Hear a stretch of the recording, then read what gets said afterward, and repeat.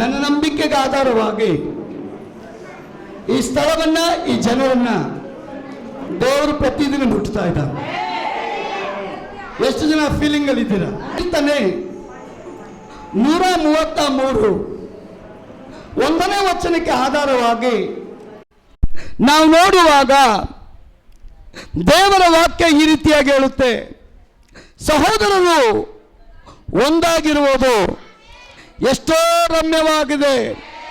ಅಲ್ಲಿ ದೇವರ ಒಂದು ಆಜ್ಞೆ, ಒಂದಾಗಿ ಯಾವಾಗ ದೇವರ ಮಕ್ಕಳು ಇರ್ತಾರೋ ಅಲ್ಲಿ ಜೀವ ಮತ್ತು ಆಶೀರ್ವಾದ ಅಲ್ಲಿರಬೇಕು ಅಂತ ದೇವರು ಅನುಗ್ರಹಿಸಿದ.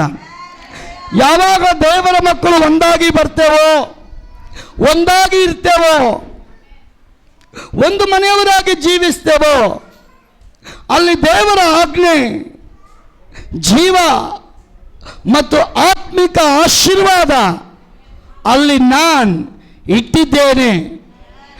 ಇರ್ತೀನಿ ಅಂತ ಹೇಳ್ತಾ ಇಲ್ಲ, ಕೊಡ್ತೀನಿ ಅಂತ ಹೇಳ್ತಾ ಇಲ್ಲ, ಇಟ್ಟಿದ್ದೇನೆ. ಹಲ್ಲೆಲೂಯಾ.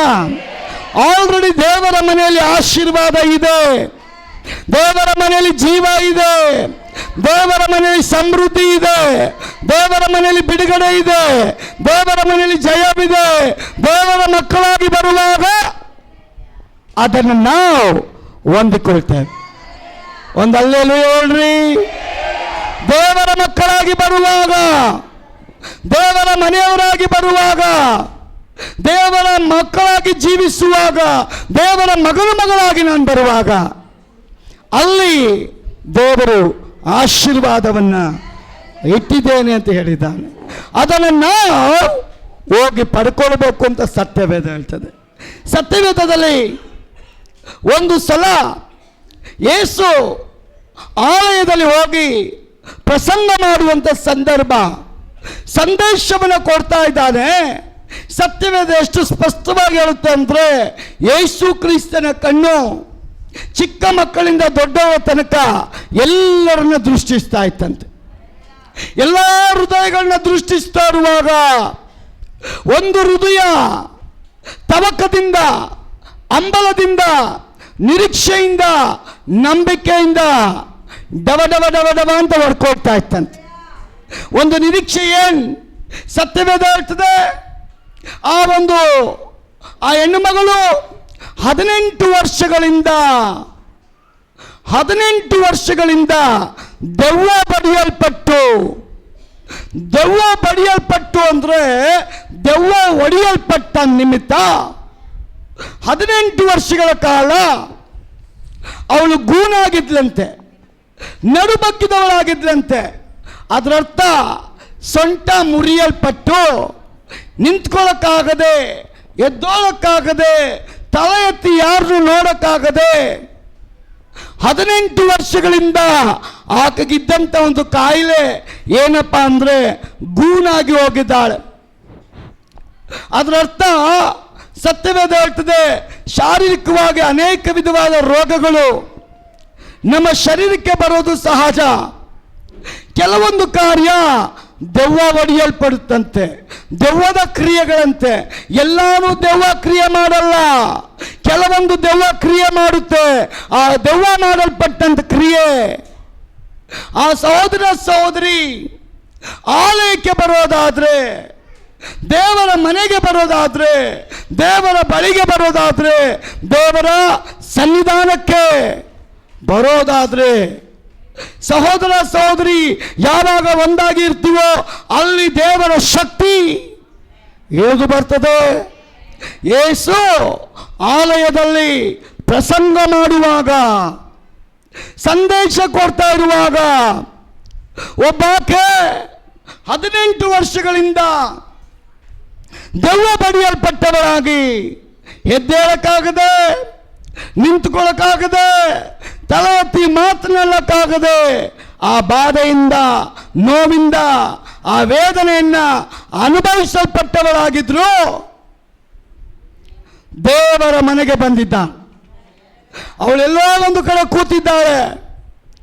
ಯೇಸು ಕ್ರಿಸ್ತನ ದೃಷ್ಟಿ ಆಕೆಯ ಮೇಲೆ ಹೋಗುವಾಗ ದೇವರ ವಾಕ್ಯ ಹೇಳ್ತದೆ, ಮನುಷ್ಯನ ಮುಖವನ್ನ ನೋಡಿ ಮಾತನಾಡ್ತಾನೆ.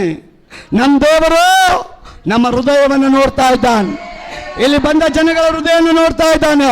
ಅವರು ಚಿಕ್ಕವರಾಗಿರ್ಲಿ, ದೊಡ್ಡವರಾಗಿರ್ಲಿ, ಚೇರ್ ಮೇಲೆ ಇರಲಿ, ಕೆಳಗಡೆ ಇರಲಿ, ಎಂಥ ಪರಿಸ್ಥಿತಿ ಇರಲಿ, ನನ್ನ ಹೃದಯ ನೋಡೋ ಯೇಸು ನಮ್ಮ ಮಧ್ಯದಲ್ಲಿದ್ದಾನೆ. ನಮ್ಮ ಮಧ್ಯದಲ್ಲಿ ಯೇಸು ಇದ್ದಾನೆ. ಅದನ್ನು ನಾವು ನಂಬುವಾಗ ನೀವು ಹೋಗುವಾಗಲೇ ಬಿಡುಗಡೆ ದೇವರು ಕೊಡ್ತಾನೆ. ಆ ತಾಯಿ 18 ವರ್ಷಗಳಿಂದ ದೆವ್ವ ಬಡಿಯಲ್ಪಟ್ಟವರಾಗಿ ಬಿಡುಗಡೆಯನ್ನ ಕಾಣದೆ, ಸ್ವಸ್ಥತೆಯನ್ನ ಕಾಣದೆ, ಅದ್ಭುತವನ್ನ ಕಾಣದೆ, ಕ್ರಿಸ್ತನ ಮೇಲೆ ನಿರೀಕ್ಷೆ ಇಟ್ಟವರಾಗಿ ಒಂದು ವೇಳೆ ಜೀವಿಸ್ತಾ ಬಂದಿರುವುದಾದರೆ, ಸತ್ಯವೇದ ಹೇಳ್ತದೆ ಅವಳ ಒಂದು ಕಾಯಿಲೆಗೆ ದೆವ್ವ ಬಡಿಯಲ್ಪಟ್ಟಿದ್ದಳಾಕೆ ಜೀವಿತವನ್ನ, ಅದು ಬಿಡುಗಡೆ ಆಗುವಂಥ ಸಮಯ, ಬಿಡುಗಡೆ ಆಗುವಂಥ ದಿನ, ಬಿಡುಗಡೆ ಆಗುವಂಥ ಕಾರ್ಯ ದೇವರು ನಿಶ್ಚಯಿಸಿದ್ದಾನೆ. ಸತ್ಯವೇದ ಹೇಳ್ತದೆ, ಆಕಾಶದ ಕೆಳಗೆ ಭೂಮಿಯ ಒಳಗೆ ಎಲ್ಲ ಕಾರ್ಯಕ್ಕೂ ದೇವರು ಸಮಯವನ್ನ ನಿಗದಿ ಮಾಡಿಟ್ಟಿದ್ದಾನೆ. ಆ ಸಮಯಕ್ಕೆ ನಾವು ಕಾಯುವಾಗ, ನಂಬಿಕೆಯಲ್ಲಿರುವಾಗ, ನಿರೀಕ್ಷೆಯಲ್ಲಿರುವಾಗ, ವಿಶ್ವಾಸದಲ್ಲಿರುವಾಗ ನನ್ನ ದೇವರು ಇದನ್ನ ಮಾಡೇ ಮಾಡ್ತಾನೆ.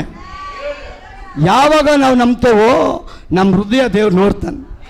ನಿಮ್ಮ ನಂಬಿಕೆ ಅಚಲವಾಗಿದೆಯಾ? ನಿಮ್ಮ ನಂಬಿಕೆ ಸ್ಥಿರವಾಗಿದೆಯಾ? ನಿಮ್ಮ ನಂಬಿಕೆ ದೃಢವಾಗಿದೆಯಾ? ಹೋರಾಟಗಳ ಮಾತು ಬಂದರೂ ಅವುಗಳ ಮಧ್ಯದಲ್ಲಿ ಯೇಸುವನ್ನು ಮರೆಯದೆ, ಗುಣಗಾಡದೆ, ಹೀಯಾಳಿಸದೆ, ಅವಿಧೇಯರಾಗದೆ, ಕರ್ತನಿಗೆ ಭಯಪಟ್ಟು ನಾವು ನಡೆಯೋದಾದ್ರೆ ಅದ್ಭುತ ನಿನ್ನ ಹುಡುಕಿ ಬರುತ್ತಂತೆ. ಅದ್ಭುತ ಹುಡುಕಿ ನಾವು ಹೋಗೋದು ಬೇಡ, ಅದ್ಭುತ ನಮ್ಮ ಹಿಂದೆ ಬರುತ್ತೆ. ಅದಕ್ಕೆ ಕೀರ್ತನೆಗಾರರು ಹೇಳ್ತಾನೆ 133 1ನೇ ವಚನದಲ್ಲಿ, ಸಹೋದರರು ಯಾವಾಗ ಬಂದಾಗಿರ್ತೀರೋ ಅವರ ಹಿಂದೆ ದೇವರ ಆಶೀರ್ವಾದ, ನಿತ್ಯ ಜೀವ ಹುಡುಕಿ ಬರುತ್ತಂತೆ. ಪ್ರಿಯ ಸಹೋದರಿ, ದೇವರ ವಾಕ್ಯ ಹೇಳ್ತದೆ 18 ವರ್ಷದಿಂದ ದೆವ್ವ ಬಡಿಯಲ್ಪಟ್ಟವಳಿದ್ದಾಳಲ್ಲ, ಅವಳು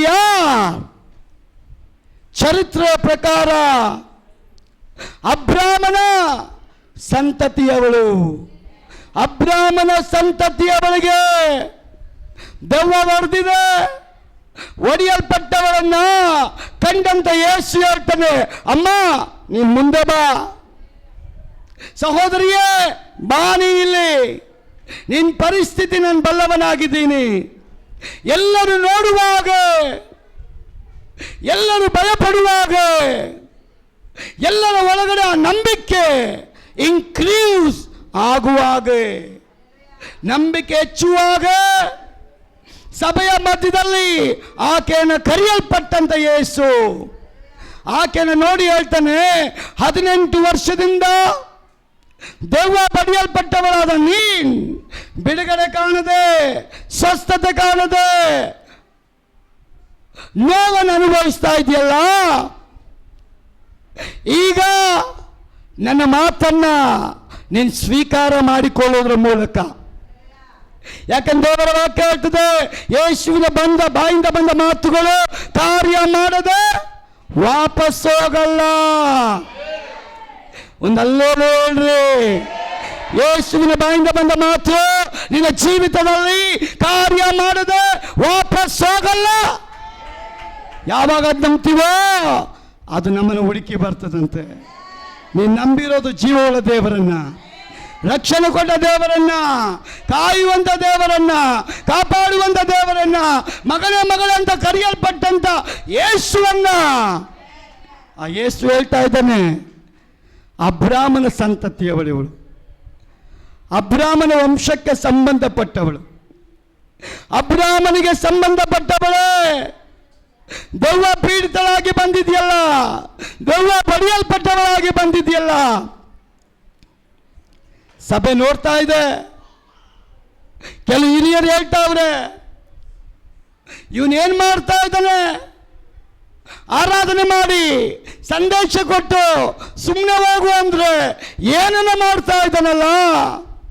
ಜನರ ಎಲ್ಲರ ಕಣ್ಣು ದೆವ್ವ ಬಡಿಯಲ್ಪಟ್ಟವರ ಕಡೆಗೆ ತಿರುಗಲ್ಪಟ್ಟಿರುವಾಗ ದೇವರ ವಾಕ್ಯ ಹೇಳ್ತದೆ, ಅಮ್ಮ ನೀನು ಭಯಪಡಬೇಡ, ನಿನ್ನ ಪರಿಸ್ಥಿತಿ ನಾನು ಬಲ್ಲವನಾಗಿದ್ದೇನೆ. ಆಕೆ ನಡು 18 ವರ್ಷದಿಂದ ಬೆಂಡಾಗಿತ್ತಲ್ಲ, ಇದಕ್ಕೆ ಕಾರಣ ದೆವ್ವ ಅಂತ ಯೇಸು ಸ್ವಾಮಿ ಇಡೀ ಸಭೆಗೆ ಹೇಳಿ ಮೌನವಾಗಿ ಹೋಗಲ್ಲ. ಅದಕ್ಕೆ ಪ್ರತಿಯಾಗಿ ಜನ ನೋಡ್ತಾ ಇರುವಾಗ, ಸಭೆ ನೋಡ್ತಾ ಇರುವಾಗ, ಸಭಿಕರು ನೋಡ್ತಾ ಇರುವಾಗ ಆಕೆಯನ್ನು ನೋಡಿ ಯೇಸು ಹೇಳ್ತಾನೆ, 18 ವರ್ಷದಿಂದ ನಡು ಬಗಲ್ಪಟ್ಟವರೇ, ಭಯಪಡಬೇಡ, ಭಯಪಡಬೇಡ, ಭಯಪಡಬೇಡ. ಅವನ ಬಾಯಿಂದ ಬರುವಂತ ಮಾತು ಏನಪ್ಪ ಅಂದ್ರೆ, ಸಹೋದರಿಯೇ ನಿನ್ನ ರೋಗ ವಾಸಿಯಾಗಿದೆ. ಹಲ್ಲೆಲೂಯಾ. ನಿನ್ನ ರೋಗ ವಾಸಿ. ಬರುವಾಗಲೇ ಆಟೋಮೆಟಿಕ್ ಆಗಿ ಅವಳು ನಿಲ್ಲಕ್ಕೆ ಪ್ರಾರಂಭ ಮಾಡಿಬಿಟ್ಲಂತೆ. 18 ವರ್ಷದಿಂದ ನಿಲ್ಲಕ್ಕೆ ಆಗದಂತ ಆ ತಾಯಿಯ ಜೀವಿತದಲ್ಲಿ ದೊಡ್ಡ ಮಿರಾಕಲ್, ಆ ಅದ್ಭುತವನ್ನ ಆಕೆ ಹೊಂದುವಂತೆ ದೇವರು ಕೃಪೆಯನ್ನು ಅನುಗ್ರಹಿಸಿಕೊಡ್ತಾನೆ. ಕಾರಣ ದೇವರ ವಾಕ್ಯ ಹೇಳ್ತದೆ, ಆಕೆ ಇಟ್ಟ ನಂಬಿಕೆ ನಿಮಿತ್ತ ಅವಳಿಗೆ ಬಿಡುಗಡೆ ಆಗಿದೆಯಲ್ಲ, ಅವಳಿಟ್ಟ ನಂಬಿಕೆ ನಿಮಿತ್ತ ಅವಳಿಗೆ ಬಿಡುಗಡೆ ಆಗಿದೆ. ಅವಳು ನೆಟ್ಟಗಾದ ಕೂಡಲೇ ಆಲಯದಲ್ಲಿ ಮೌನವಾಗಿಲ್ಲ, ಕುಣಿತಾ ಇದ್ದಾಳೆ, ಜಂಪ್ ಮಾಡ್ತಾ ಇದ್ದಾಳೆ, ಕರಗಲ್ ತಟ್ತಾ ಇದ್ದಾಳೆ, ಯೇಸು ಅಂತ ಕರೀತಾ ಇದ್ದಾಳೆ. ಯೇಸುವಿಗೆ ಮಹಿಮೆ. ಆರ್ಭಟದೊಂದಿಗೆ ಅವಳು ಅಬ್ಬರಿಸುವಾಗ ಪರಿಸರ ಕೇಳ್ತಾರೆ ಯೇಸು ಸ್ವಾಮಿಗೆ, ಇವತ್ತು ಸಬ್ಬತ್ ದಿನ, ಅದ್ಭುತ ಅಲ್ಲ ಇವತ್ತು ಮಾಡಕ್ಕೆ ಹೋಗ್ಬೇಡ, ಸೋಮವಾರದಿಂದ ಶನಿವಾರದವರೆಗೂ ನೀನು ಅದ್ಭುತ ಇಟ್ಕೋ, ಭಾನುವಾರ ನೀನು ಅದ್ಭುತ ಇಟ್ಕೊಳ್ಬೇಡ.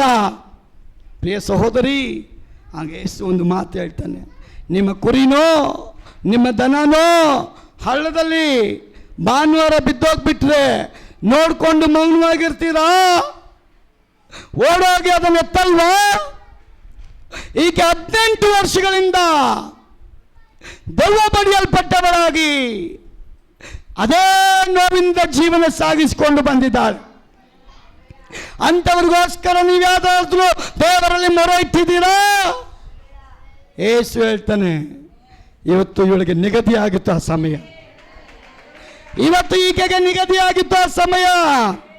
ಆ ಸಮಯವನ್ನು ಭೂಲೋಕದ ಯಾವ ಶಕ್ತಿ ತೆಗಿಯಕ್ಕಾಗಲ್ಲ. ಕಾರಣ ಅದು ಪರಲೋಕ ನಿಶ್ಚಯ ಮಾಡಿ, ಅದು ಪರಲೋಕ ನಿಶ್ಚಯ ಮಾಡಿರೋದು. ಈ ಆಲಯದಲ್ಲಿ ಈ ಆರಾಧನೆಗೆ ಇಂಥವರೇ ಬರಬೇಕಂತ ನಾನು ಫೋನ್ ಮಾಡಿ ಕರೆಯೋದಲ್ರಿ, ಪರಲೋಕದ ದೇವರ ನಿಶ್ಚಯ. ಈ ಆಲಯಕ್ಕೆ ಇಂಥ ಕುಟುಂಬ, ಇಂಥ ಮಗು, ಇಂಥ ವ್ಯಕ್ತಿ, ಇಂಥ ಸಹೋದರ, ಇಂಥ ಸಹೋದರಿ ಇಂಥ ಕಡೆಯಿಂದ ಬರಲೇಬೇಕು. ಒಂದು ಆಮೇಲೆ ಹೇಳ್ರಿ, ಒಂದು ಆಮೇಲೆ ಹೇಳ್ರಿ.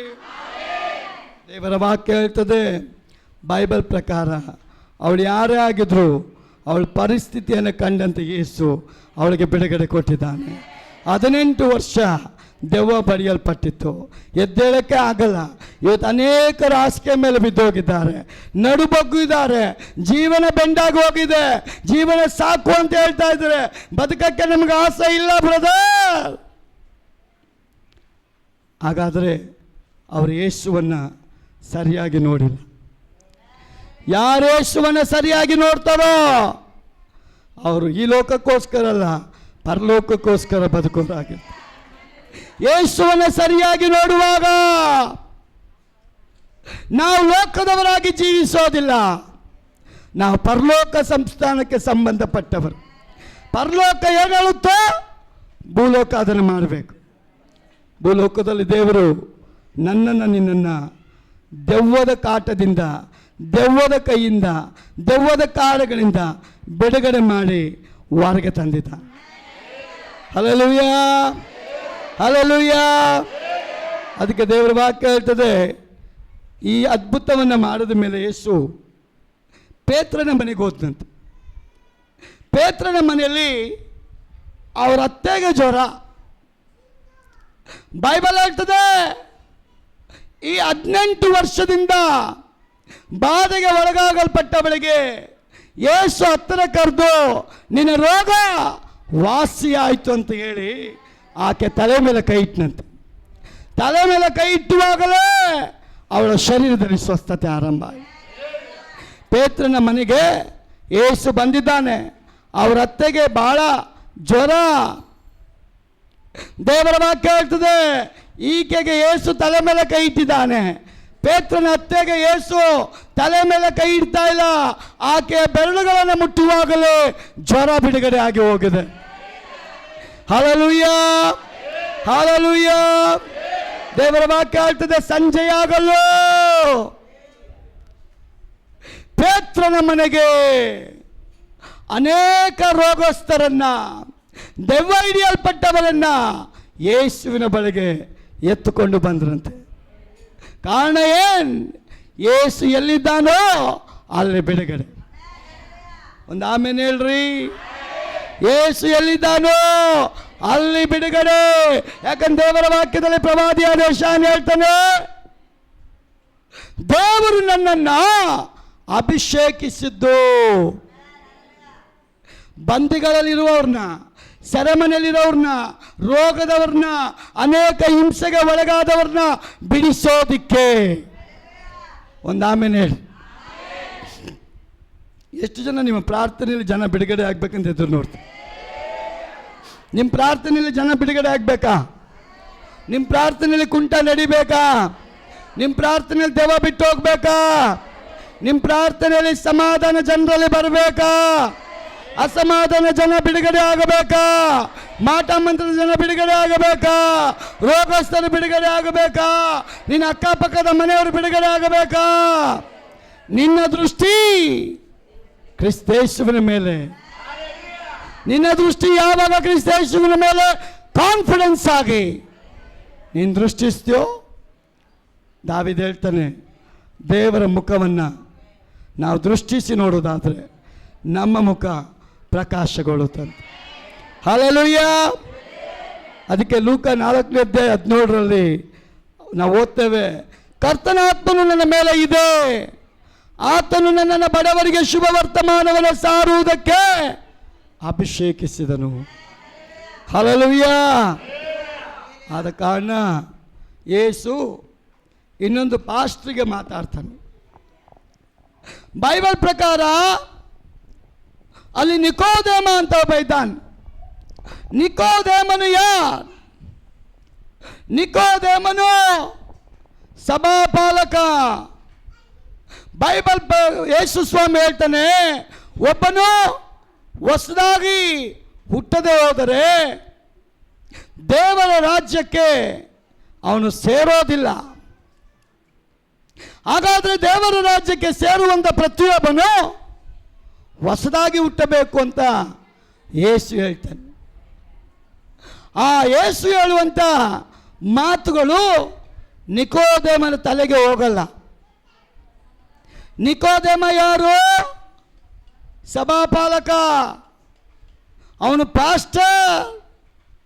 ಆದರೆ ಆ ಪಾಸ್ಟರ್ಗೆ ಸತ್ಯ ಗೊತ್ತಿಲ್ಲ. ಅವನು ಥಿಂಕ್ ಮಾಡ್ತಾನೆ, ಒಬ್ಬ ಮುದುಕ ಪುನಃ ತಾಯಿಯ ಗರ್ಭದಲ್ಲಿ ಹೋಗಿ ಹೊಸದಾಗಿ ಹುಟ್ಟಿ ಬರಲಿಕ್ಕೆ ಸಾಧ್ಯನಾ? ಈ ರೀತಿಯಾಗಿ ಥಿಂಕ್ ಮಾಡ್ತಾ ಇರ್ತಾನೆ. ಆದರೆ ಯೇಸು ಹೇಳ್ತಾನೆ, ಒಬ್ಬನು ಹೊಸದಾಗಿ ಹುಟ್ಟದೆ ಹೋದರೆ ದೇವರ ರಾಜ್ಯಕ್ಕೆ ನೀನು ಸೇರೋದಿಲ್ಲ. ನಿಕೋದೇಮನಿಗೆ ಯೇಸು ಹೇಳ್ತಾನೆ, ಪ್ರವಾದನೆಗಳನ್ನು ಓದಿಲ್ವಾ ನೀವು? ಮೋಶೆಯ ಧರ್ಮಶಾಸ್ತ್ರವನ್ನ ನೀವು ಓದಿಲ್ವಾ? ಅಲ್ಲಿ ಪ್ರವಾದನೆಗಳನ್ನ ನೀವು ಧ್ಯಾನ ಮಾಡಿಲ್ವಾ? ಏನೇನು ನಡೆಯುತ್ತೆ ಅಂತ ಬರೆಯಲ್ಪಟ್ಟಿದ್ರು ತಿಳಿಯದವರಾಗಿದ್ದೀರಲ್ಲ.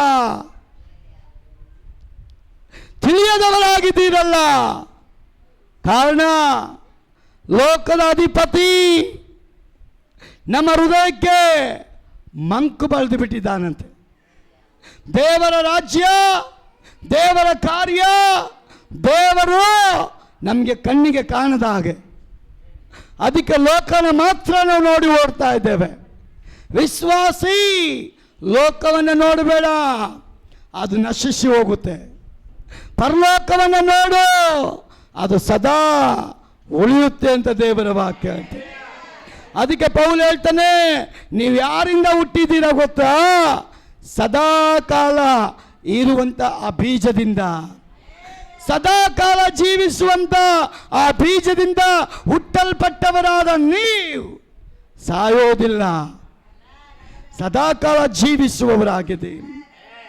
ನಿಮ್ಮನ್ನು ನಿಜವಾಗಲೂ ನೀವು ದೇವರ ಮಕ್ಕಳಾಗಿ ಜೀವಿಸುವುದಾದರೆ ನಿಮ್ಮನ್ನು ಅಲುಗಾಡಿಸೋರು ಯಾರು? ನಿಮ್ಮನ್ನು ಯಾವ ಶಕ್ತಿನೂ ಅಲುಗಾಡಿಸೋದಕ್ಕಾಗೋದು.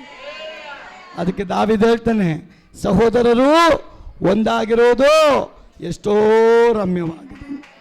ಅಲ್ಲಿ ದೇವರು ಜೀವ ಇಟ್ಟಿದ್ದಾನೆ, ಆಶೀರ್ವಾದವನ್ನು ದೇವರಿಟ್ಟಿದ್ದಾನೆ. ದೇವರ ಮನೆಗೆ ಬಂದರೆ ನಿಮಗೆ ಶಾಪ ಬರೋದಿಲ್ಲ. ದೇವರ ಮನೆಗೆ ಬಂದರೆ ನಿಮಗೆ ಆಶೀರ್ವಾದ ಬರ್ತದೆ. ದೇವರ ಮನೆಗೆ ಬಂದರೆ ನೀವು ಸಾಯೋದಿಲ್ಲ. ದೇವರ ಮನೆಗೆ ಬಂದರೆ ಸಾಯುವಂತ ನಿಮಗೆ ಜೀವವನ್ನು ದೇವರು ಕೊಡ್ತಾನೆ. Hallelujah, hallelujah. ದೇವರ ಮನೆಗೆ ಬರುವಾಗ ನಿಮ್ಮ ಆಸೆಗಳನ್ನು ನಾನು ದೇವರು ಪೂರೈಸ್ತಾನೆ. ಆ ಆಸೆ ಸತ್ಯಕ್ಕೆ ಅನುಗುಣವಾದ ಆಸೆ ಆಗಿರಬೇಕು. ಯಾವ ರೀತಿ ಇರಬೇಕು? ಸತ್ಯಕ್ಕೆ ಅನುಗುಣವಾದ ಆಸೆ ನಿನ್ನಲ್ಲಿರೋದಾದರೆ ಅದನ್ನು ದೇವರು ನೆರವೇರಿಸ್ತಾನಂತೆ. Hallelujah, hallelujah. ಅದಕ್ಕೆ ಬೈಬಲ್ ಹೇಳ್ತದೆ, ಸತ್ಯಕ್ಕೆ ಜಯವಾಗುವಲ್ಲಿ ನಾನು ಸಂತೋಷ ಪಡ್ತೇನೆ. ಸುಳ್ಳಿಗೆ ಜಯ ಆದರೆ ನನ್ನ ದೇವರು ಸಂತೋಷ ಪಡಲ್ಲ. ಸತ್ಯಕ್ಕೆ ಜಯವಾಗುವಲ್ಲಿ ನನ್ನ ದೇವರು ಸಂತೋಷ ಪಡ್ತೇನೆ. ಹಲ್ಲೆಲೂಯಾ. ಅದಕ್ಕೆ ಬೈಬಲ್ ಹೇಳ್ತದೆ, ಮನುಷ್ಯ ಕುಮಾರ ನಿಮ್ಮನ್ನು ಬಿಡುಗಡೆ ಮಾಡದೆ ಹೋದರೆ ನೀವು ಬಿಡುಗಡೆ ಆಗೋಕ್ಕಾಗೋದೇ. ನಮಗೆ ನಾವೇ ಬಿಡಿಸ್ಕೊಳ್ಳೋಕ್ಕಾಗಲ್ಲಂತೆ. ಒಬ್ಬ ಮನುಷ್ಯನು ತನ್ನನ್ನು ತಾನೇ ರಕ್ಷಿಸಿಕೊಳ್ಳೋದಕ್ಕೆ ಸಾಧ್ಯನೇ ಇಲ್ಲ ಅಂತ ದೇವರ ವಾಕ್ಯ ಹೇಳ್ತದೆ. ಅದು ಮಾತ್ರ ಅಲ್ಲ, ಯಾವ ಒಳ್ಳೆಯ ಕಾರ್ಯಗಳು ಮಾನವರನ್ನ ಅಂದರೆ ಮನುಷ್ಯರನ್ನ ರಕ್ಷಿಸೋದಕ್ಕೆ ಸಾಧ್ಯವಿಲ್ಲ. ಮನುಷ್ಯನ ಒಳ್ಳೆಯ ಕಾರ್ಯಗಳು ರಕ್ಷಿಸೋದಕ್ಕೆ ಸಾಧ್ಯನಾ? ಮನುಷ್ಯನ ಒಳ್ಳೆಯ ಕಾರ್ಯಗಳು ಯಾವುದು?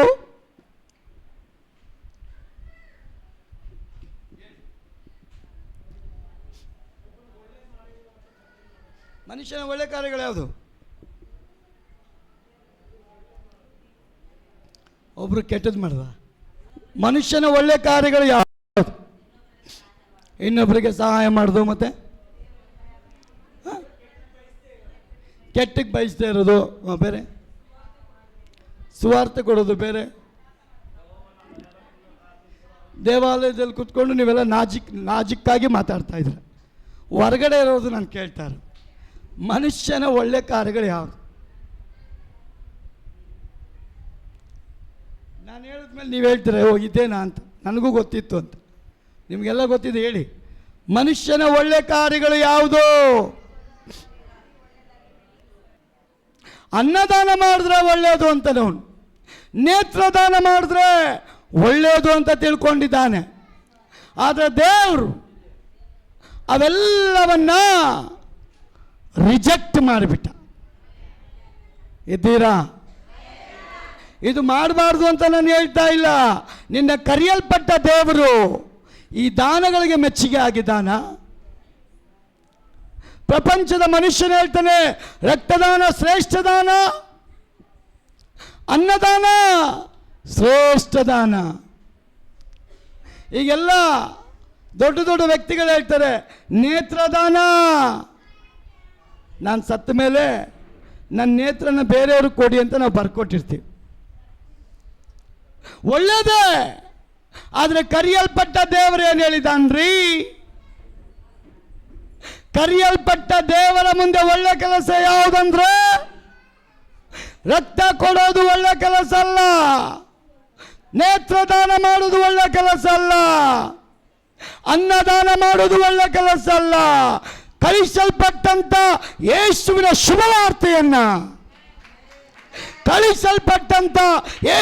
ಶುಭವಾರ್ತೆಯನ್ನ ಒಬ್ಬರಿಗೆ ಸಾರೋದೆ ಒಳ್ಳೆ ಕೆಲಸ. ಹಂಗಂದ್ಬಿಟ್ಟು ಈ ಚರ್ಚವ್ರನ್ನ ಆ ಚರ್ಚ್ಗೆ, ಆ ಚರ್ಚವ್ರನ್ನ ಈ ಚರ್ಚ್ಗೆ ಸೇರಿಸೋದಲ್ಲ. ಯಾರು ಸುವಾರ್ತೆ ಮುಟ್ಟಿಸಿದ್ರೆ ಮನೆಗೆ ಹೋಗಿ ನೀನು ಮುಟ್ಟಿಸ್ದಲ್ಲ, ಅದರ ಫಲ ನಿನಗೆ ಕೊಡ್ತಾನೆ.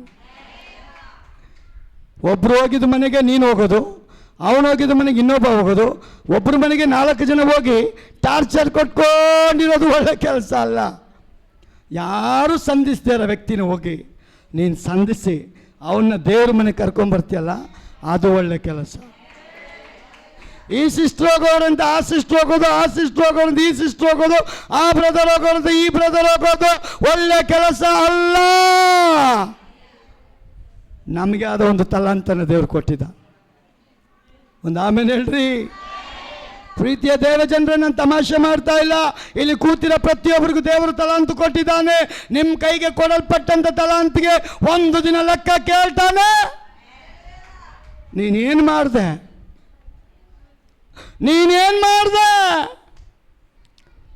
ನಮಗೆ ನಾವೇ ಒಳ್ಳೆಯವರು ಅಂದ್ಕೊಂಡ್ರೆ ಪ್ರಯೋಜನ ಇಲ್ಲ. ನಮ್ಮನ್ನು ಕರೆಯಲ್ಪಟ್ಟಂಥ ದೇವರು ನಮಗೆ ಒಳ್ಳೆಯವರು ಅನ್ಬೇಕಂತ. ನಮಗೆ ನಾವೇ ಬೆಂತಟ್ಕೊಂಡ್ರೆ ಒಳ್ಳೆಯದಲ್ಲ.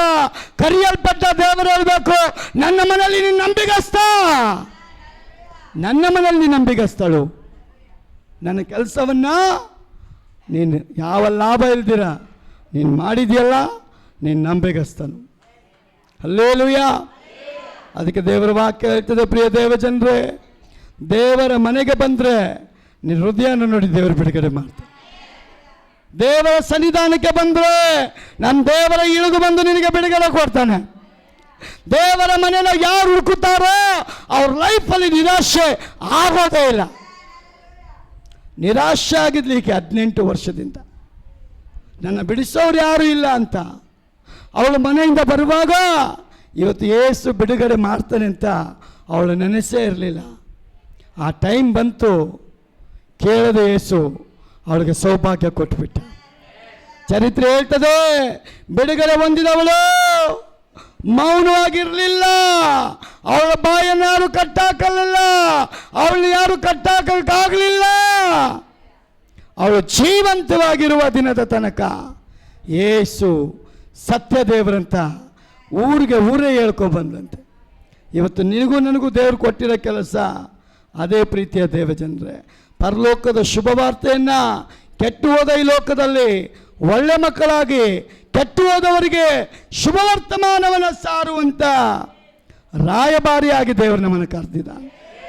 Hallelujah, hallelujah. ಆದ ಕಾರಣ ಸತ್ಯವೇದ ಹೇಳ್ತದೆ, ನಮಗೆ ನಾವೇ ರಕ್ಷಿಸಿಕೊಳ್ಳಕ್ಕಾಗಲ್ಲ, ನಮಗೊಬ್ಬ ರಕ್ಷಕನು ಬೇಕು. ಆ ರಕ್ಷಕನೇ ಯೇಸು ಕ್ರಿಸ್ತನು ಅಂತ ಸತ್ಯವೇದ ಹೇಳ್ತದೆ.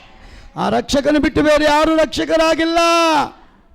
ಬೇರೆಯವರು ಇರೋರೆಲ್ಲ ಭಕ್ಷಕರೇ, ಯೇಸು ಒಬ್ಬನೇ ರಕ್ಷಕ. ಭಕ್ಷಕ ಅಂದ್ರೇನು? ಮುಗಿಸ್ತೀನಿ. ಭಕ್ಷಕ ಅಂದ್ರೇನು, ರಕ್ಷಕ ಅಂದ್ರೆ?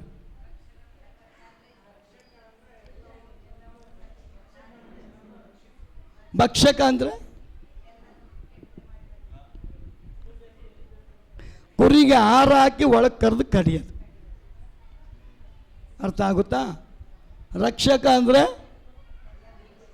ಕೊಲೆ ಮಾಡೋವನ ಕೈಯಿಂದ ಬಿಡಿಸೋದು, ಕಟುಕನ ಕೈಯಿಂದ ಬಿಡಿಸೋದು, ಮೋಸ ಮಾಡಿ ವಂಚನೆ ಮಾಡಿ ನರಕಕ್ಕೆ ಕಳಿಸುವಂಥ ನಿನ್ನನ್ನು ರಕ್ಷಿಸೋದು. ಭಕ್ಷಕ ಅಂದರೆ ಮುದ್ದು ಮಾತುಗಳಾಡಿ, ಮುದ್ದು ಮಾತಾಡಿ, ಚಂದಮಾಮನ ತೋರಿಸಿ ಕಡಿಯಕ್ಕೆ ಕರ್ಕೊಂಡು ಹೋಗುವ ಕಟಕ. ಅದಕ್ಕೆ ಯೇಸು ಹೇಳ್ತಾನೆ, ನಿಜವಾದ ಕುರಿ ನನ್ನ ಸ್ವರಕ್ಕೆ ಕಿವಿಗೊಡ್ತು. ಒಂದು ಆಮೇಲೆ ಹೇಳ್ರಿ, ನಿಜವಾದ ಕುರಿ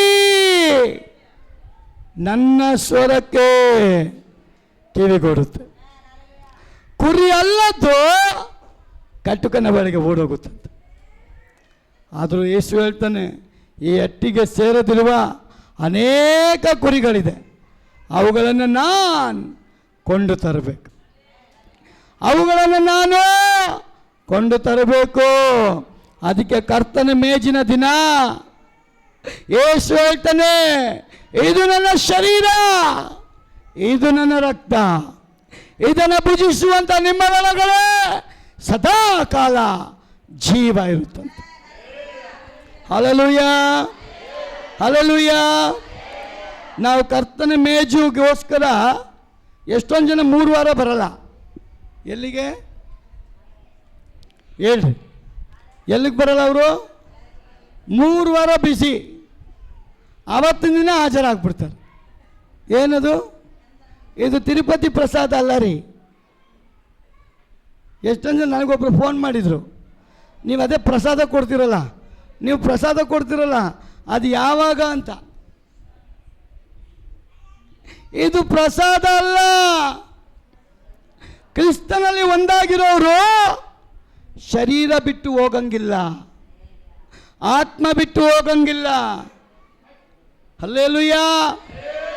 ಇದು ನನ್ನ ಶರೀರ, ಇದು ನನ್ನ ಮಾಂಸ, ಇದು ನನ್ನ ರಕ್ತ. ಇದನ್ನು ಭುಜಿಸೋರಿಗೆ ಜೀವ ಹೋಗೋದೇ ಇಲ್ಲ ಅಂತ. ಹಂಗಾದ್ರೆ ನಮ್ಮ ಆತ್ಮ ಈ ಶರೀರದಲ್ಲಿ ಇರೋವರೆಗೂ ಈ ಶರೀರಕ್ಕೆ ಬೆಲೆ. ಆತ್ಮ ಹೊರಗಡೆ ಹೋದರೆ ಶರೀರಕ್ಕೆ ಬೆಲೆ ಇದೆಯಾ? ಇದೆಯಾ? ನೀವು ಡಾಕ್ಟ್ರ್ ಆಗಿದ್ರೂ ಬೆಲೆ ಇಲ್ಲ, ಯಾವ ಮಿನಿಸ್ಟರ್ ಆದರೂ ಭಯ ಇಲ್ಲ, ಪ್ರಧಾನಮಂತ್ರಿ ಆಗಿದ್ರೂ ಬೆಲೆ ಇಲ್ಲ, ರಾಷ್ಟ್ರಪತಿಯವರಾಗಿದ್ರೂ ಭಯ ಇಲ್ಲ, ಎಂಥ VIP ಆಗಿದ್ರೂ ಬೆಲೆ ಇಲ್ಲ. ಈ ಆತ್ಮ ಶರೀರ ಬಿಟ್ಟು ಹೊರಗೆ ಬಂದ ಕೂಡಲೇ ಅವ್ರ ಮನೆಯವರೇ ಕೇಳ್ತಾರೆ, ಈ ಹಣನ ಯಾವಾಗ ಎತ್ತುತ್ತೀರ? ಮಿನಿಸ್ಟ್ರನ್ನ ಯಾವಾಗ ಎತ್ತುತ್ತೀರ ಅಂತಾರ? ಡಾಕ್ಟರ್ನ ಯಾವಾಗ ಎತ್ತುತ್ತೀರ ಅಂತಾರ? ರೆವರೆಂಟ್ನ ಯಾವಾಗ ಎತ್ತುತ್ತೀರ ಅಂತಾರ? ಈ ಪಾಸ್ಟರ್ನ ಯಾವಾಗ ಎತ್ತುತ್ತೀರ ಅಂತೀರ? ಈ ಪ್ರವಾದಿನ ಯಾವಾಗ ಎತ್ತುತ್ತೀರಿ ಅಂತೀರ? ಈ ಹಣ ಯಾವಾಗ ಎತ್ತುತ್ತೀರ? ಹಲ್ಲೆಲೂಯಾ. ಆದ ಕಾರಣ ದೇವರ ವಾಕ್ಯ ಹೇಳ್ತದೆ, ಯೇಸುವನ್ನು ನಂಬುವಂತ ಪ್ರತಿಯೊಬ್ಬನು ಸಾಯೋದಿಲ್ಲ, ನಿತ್ಯ ಜೀವ ಅವನಲ್ಲಿ ಹೊಂದಿಕೊಳ್ತಾನಂತೆ. ನಿತ್ಯ ಜೀವ ಎಲ್ಲಿದೆ ರೀ? ದೇವರ ಮನೆಯಲ್ಲಿ. ಎಲ್ಲಿದೆ ನಿತ್ಯ ಜೀವ? ದೇವರ ಮನೆಯಲ್ಲಿ. ದೇವರ ಮನೆ ಯಾರು ಹುಡುಕುತ್ತಾರೋ ಅವರಿಗೆ ನಿತ್ಯ ಜೀವ ಇರ್ತದಂತೆ. ಈಗ ದೇವರ ಮನೆ ಯಾರು? ಇವತ್ತು ದೇವರ ಮನೆ ನೀವೇ. Hallelujah, hallelujah. ಎಷ್ಟು ಜನ ದೇವರ ಮನೆ ಆಗಿದ್ದೀರಾ? ದೇವರ ಮನೆಯಲ್ಲಿ ಯಾರು? ನಮ್ಮಲ್ಲಿ ಯಾರಿದ್ದಾರೆ? ನಮ್ಮಲ್ಲಿ ಏನಿರಬೇಕು? ನಮ್ಮಲ್ಲಿ ಏನಿರಬೇಕು? ನಾವು ದೇವರ ಆಲಯ, ನಮ್ಮಲ್ಲಿ ದೇವರಿದ್ದಾನೆ. ನಮ್ಮಲ್ಲಿ ಏನಿರಬೇಕು?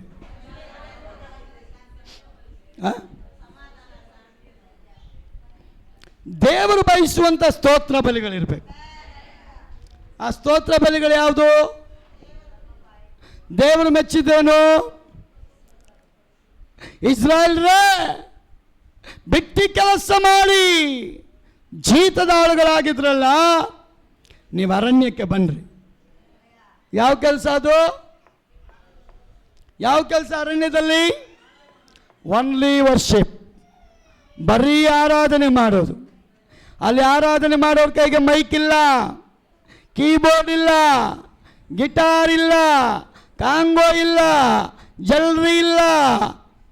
ಇವೆಲ್ಲ ಎಲ್ಲಿ ನುಡಿಬೇಕಂತೆ? ನಮ್ಮ ಹೃದಯದಲ್ಲಿ. ಕಾಡಲ್ಲಿ ಇನ್ಸ್ಟ್ರೂಮೆಂಟ್ ಇತ್ತ, ಯಾರು ಕನೆಕ್ಷನ್ ಕೊಡೋರಿಲ್ಲ. ಅದಕ್ಕೆ ದೇವರ ವಾಕ್ಯ ಹೇಳ್ತದೆ, ನಿನ್ನ ಹೃದಯದ ಒಳಗಡೆ ತಂತಿ ವಾದ್ಯದೊಡನೆ, ಜಲ್ಲರಿಯೊಡನೆ, ಸಂಗೀತದೊಡನೆ ಸ್ತುತಿ ಪದಗಳನ್ನು ಆಡಿ ನಿಮ್ಮ ದೇವರನ್ನ ಘನಪಡಿಸಬೇಕು. ಹಲ್ಲೆಲೂಯಾ. ಇಸ್ರಾಯೇಲ್ ಜನ ಹೇಳ್ತಾರೆ, ನಾವು ಇವತ್ತಿಗೂ ಐಗುಪ್ತದಿಂದ ಅರಣ್ಯಕ್ಕೆ ಬಂದ ಮೇಲೆ ಹೇಳ್ತಾರೆ ಅವರು, ನಾವು ಕನಸು ಕಂಡಂಥವರಾಗಿದ್ದೇವೆ. ನಮಗಿನ್ನೂ ನಂಬಕ್ಕಾಗ್ತಾ ಇಲ್ಲ ಫರೋಹನ ಕೈಯಿಂದ ನಾವು ಹೊರಗೆ ಬಂದಿದ್ದೀವಿ ಅಂತ. ಅರಣ್ಯದಲ್ಲಿದ್ದರೂ ನಾವು ಕನಸು ಕಂಡಂಥವರಾಗಿದ್ದೇವೆ. ಪ್ರೀತಿಯ ದೇವಜನರೇ, ಇವತ್ತು ನೀವು ಕನಸು ಕಾಣ್ತಾ ಇಲ್ಲ, ಅದನ್ನು ನೆನಸು ಯೇಸು ಮಾಡಿದ. ನೀವು ಕನಸು ಕಾಣ್ತಾ ಇಲ್ಲ, ದೇವರ ಮಕ್ಕಳಾಗಿರುವ ನೀವು ಕನಸು ಕಾಣ್ತಾ ಇಲ್ಲ, ವಿಶ್ವಾಸಿಯಾಗಿರುವ ನೀವು ಕನಸು ಕಾಣ್ತಾ ಇಲ್ಲ, ನಿರೀಕ್ಷೆ ಇಟ್ಟಿರುವ ನೀವು ಕನಸು ಕಾಣ್ತಾ ಇಲ್ಲ, ನಂಬಿರುವಂಥ ನೀವು ಕನಸು ಕಾಣ್ತಾ ಇಲ್ಲ, ಅದ್ಭುತ ಹೊಂದಿದಂಥ ನೀವು ಕನಸು ಕಾಣ್ತಾ ಇಲ್ಲ. ದೇವರನ್ನ ಹುಡುಕೋದೇ ನಮ್ಮ ಸೌಭಾಗ್ಯ. ದೇವರ ಮನೆ ಆಗಿರೋದೇ ನಮ್ಮ ಸೌಭಾಗ್ಯ. ಅವನಿಗೆ ಯಾವ ಪರಿಸ್ಥಿತಿಯಲ್ಲೋ ಅವನನ್ನು ಘನಪಡಿಸ್ತಿರಲ್ಲ, ಅದು ದೇವರಿಂದ ಕೊಡಲ್ಪಟ್ಟ ಸೌಭಾಗ್ಯ. ಹಲ್ಲೆಲೂಯಾ. ಪ್ರಿಯ ಸಹೋದರಿ, ನೀನು ನೋವಿದ್ರು ದುಃಖ ಇದ್ರು ದೇವರ ಮನೆಗೆ ಬಂದು ಸಂತೋಷವಾಗಿ ಮನಪೂರ್ತಿಯಾಗಿ ಒಂದಲ್ಲೇಲೂ ಹೇಳ್ತೀಯಲ್ಲ, ನಿನ್ನ ಗಂಡ ಅದಕ್ಕೆ ಬೆಲೆ ಕೊಡಲ್ಲ, ನಿನ್ನ ಹೆಂಡತಿ ಬೆಲೆ ಕೊಡಲ್ಲ, ನಿನ್ನ ಮಕ್ಕಳು ಬೆಲೆ ಕೊಡಲ್ಲ, ಆದರೆ ನನ್ನ ದೇವ್ರು ನಿನಗೆ ಬೆಲೆ ಕೊಡ್ತಾನೆ. ನಮ್ಮ ದೇವ್ರು ಬೆಲೆ ಕೊಡ್ತಾನ್ರಿ. ನಿಮ್ಮನ್ನು ನೋಡಿ ಜನ ಹೀಯಾಳಿಸ್ತಾರೆ, ನೀನು ನಾಟಕ ಆಡ್ತೀಯ ಅಂತ ಹೇಳ್ತಾರೆ ಅವರು. ನೀನು ನಾಟಕ ಆಡ್ತಾ ಇದೆಯಾ ಅಂತಾರೆ. ಆ ಬ್ರದರ್ ನಾಟಕ ಆಡ್ತಾವನೆ, ಈ ಸಿಸ್ಟರ್ ನಾಟಕ ಆಡ್ತಾವ್ರೆ, ಈ ಕುಟುಂಬ ನಾಟಕ ಆಡ್ತಾ ಇದೆ ಪಾಸ್ಟರ್. ಹೃದಯ ದೇವ್ರು ನೋಡೋದು, ನಾವ್ಯಾರು ನೋಡೋಕ್ಕಾಗೋದಿಲ್ಲ. ಆದರೆ ನಾವು ದೇವರ ಕೈಗೆ ಒಪ್ಪಿಸ್ಕೊಡುವಾಗ ಜನ ನೋಡೋ ಹಾಗೆ ದೇವರು ನಿಮ್ಮನ್ನು ಮಾಡ್ತಾನೆ. ದೇವರ ಕೈಗೆ ನಮ್ಮನ್ನು ಒಪ್ಪಿಸುವಾಗ ಜನ ನೋಡುವ ಹಾಗೆ ದೇವರು ನಮ್ಮನ್ನು ಮಾಡಿಬಿಡ್ತಾನೆ. ಪ್ರಿಯ ಸಹೋದರಿ, ದಾವೀದ ದೇವರ ಮಂಜೂಷ ಎತ್ಕೊಂಡು ಬರುವಾಗ ಆ ಅನುಭವದೊಂದಿಗೆ ಅವನು ಡ್ಯಾನ್ಸ್ ಆಡಿಕೊಂಡು ರಾಜ ಆಗಿದ್ರು, ನಾಚಿಕೆ ಇಲ್ಲದವನಾಗಿ ದೇವರ ಮುಂದೆ ಡ್ಯಾನ್ಸ್ ಆಡ್ತಾ ಬರ್ತಾ ಇರುವಾಗ ರಾಜನಿಗೆ ಯಾರೂ ಬೈಯೋದಿಲ್ಲ, ಕಟ್ಕೊಂಡಿರೋ ಹೆಂಡತಿ ಬೈತಾಳೆ. ಅವಳು ಹೇಳ್ತಾಳೆ, ನಿನ್ನ ಪೊಸಿಷನ್ ಏನ್, ನಿನ್ನ ವ್ಯಾಲ್ಯೂ ಏನ್, ನೀನು ಯಾರು ಗೊತ್ತಾ? ಈ ರಾಜ್ಯದ ರಾಜ. ಮರ್ಯಾದೆ ಇಲ್ಲದವನಾಗಿ ಪ್ರಜೆಗಳ ಮುಂದೆ, ಮಂಜೂಷದ ಮುಂದೆ ಆಜ್ಞೆ ಮಾಡಬೇಕಾದಂಥ ರಾಜ, ನೀನು ಡ್ಯಾನ್ಸ್ ಆಡ್ತಾ ಇದೆಯಲ್ಲ, ಆಡೋದನ್ನು ನಿಲ್ಲಿಸು. ಪ್ರಿಯ ಸಹೋದರಿ, ದಾವೀದ್ ಯಾರು ಗೊತ್ತಾ? ಸಾಧಾರಣ ವ್ಯಕ್ತಿ ಅಲ್ಲ, ದೇವರ ಹೃದಯ ಒಪ್ಪಲ್ಪಟ್ಟಂಥ ಮನುಷ್ಯ, ದೇವರ ಹೃದಯಕ್ಕೆ ಹತ್ತಿರವಾಗಿರುವಂಥ ಮನುಷ್ಯ. ಅವನು ಒಂದು ಮಾತು ತೀರ್ಮಾನ ಮಾಡಿದ, ನಾನು ಡ್ಯಾನ್ಸ್ ಆಡ್ತಾ ಇರೋದು ಜನಕ್ಕೋಸ್ಕರ ಅಲ್ಲ, ನನ್ನ ಕರೆಯಲ್ಪಟ್ಟ ದೇವರಿಗೋಸ್ಕರ.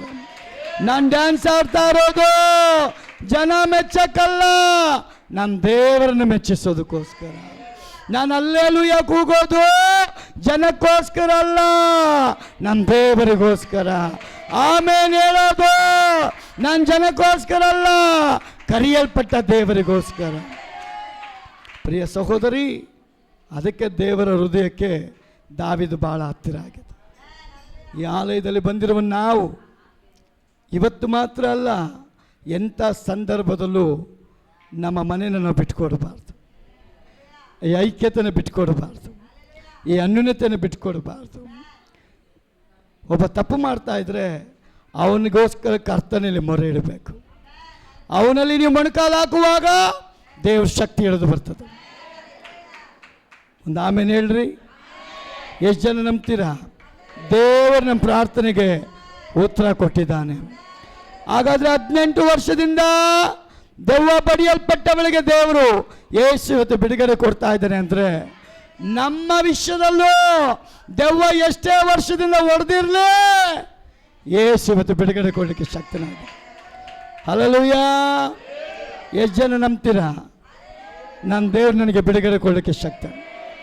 ನಮ್ಮಿಂದ ನಾವೇ ರಕ್ಷಣೆ ಹೊಂದಕ್ಕೆ ಆಗಲ್ಲ, ನಮ್ಮನ್ನು ರಕ್ಷಿಸೋದಕ್ಕೆ ಯೇಸು ರಕ್ಷಕನಾಗಿದ್ದಾನೆ. ಯೇಸು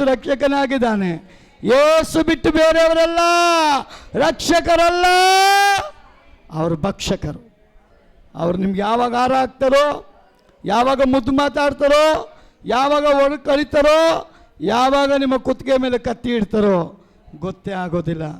ಆದ ಕಾರಣ ಪೌಲ್ ಹೇಳ್ತಾನೆ, ಅನ್ಯರ ಜೊತೆ ನೀವು ಇಜ್ಜೋಡು ಆಗಬೇಡ್ರಿ, ದೇವರ ಮಕ್ಕಳು ಯಾವಾಗಲೂ ಒಂದಾಗಿರ್ರಿ. ಅದಕ್ಕೆ ಅವನು ಬರೀತಾನೆ, ನೀವು ಮಕ್ಕಳಿಗೆ ಮದುವೆ ಮಾಡುವಾಗ ಯಾರಿಗೆ ಮದುವೆ ಮಾಡ್ರಿ? ಯಾರಿಗೆ ಮದುವೆ ಮಾಡ್ರಿ? ವಿಶ್ವಾಸಿನ ಮದುವೆ ಮಾಡಿಕೊಡ್ರಿ. ವಿಶ್ವಾಸಿ ಯಾರ ಜೊತೆಗೆ ಸಂಬಂಧ ಇಟ್ಕೊಬೇಕಂತೆ?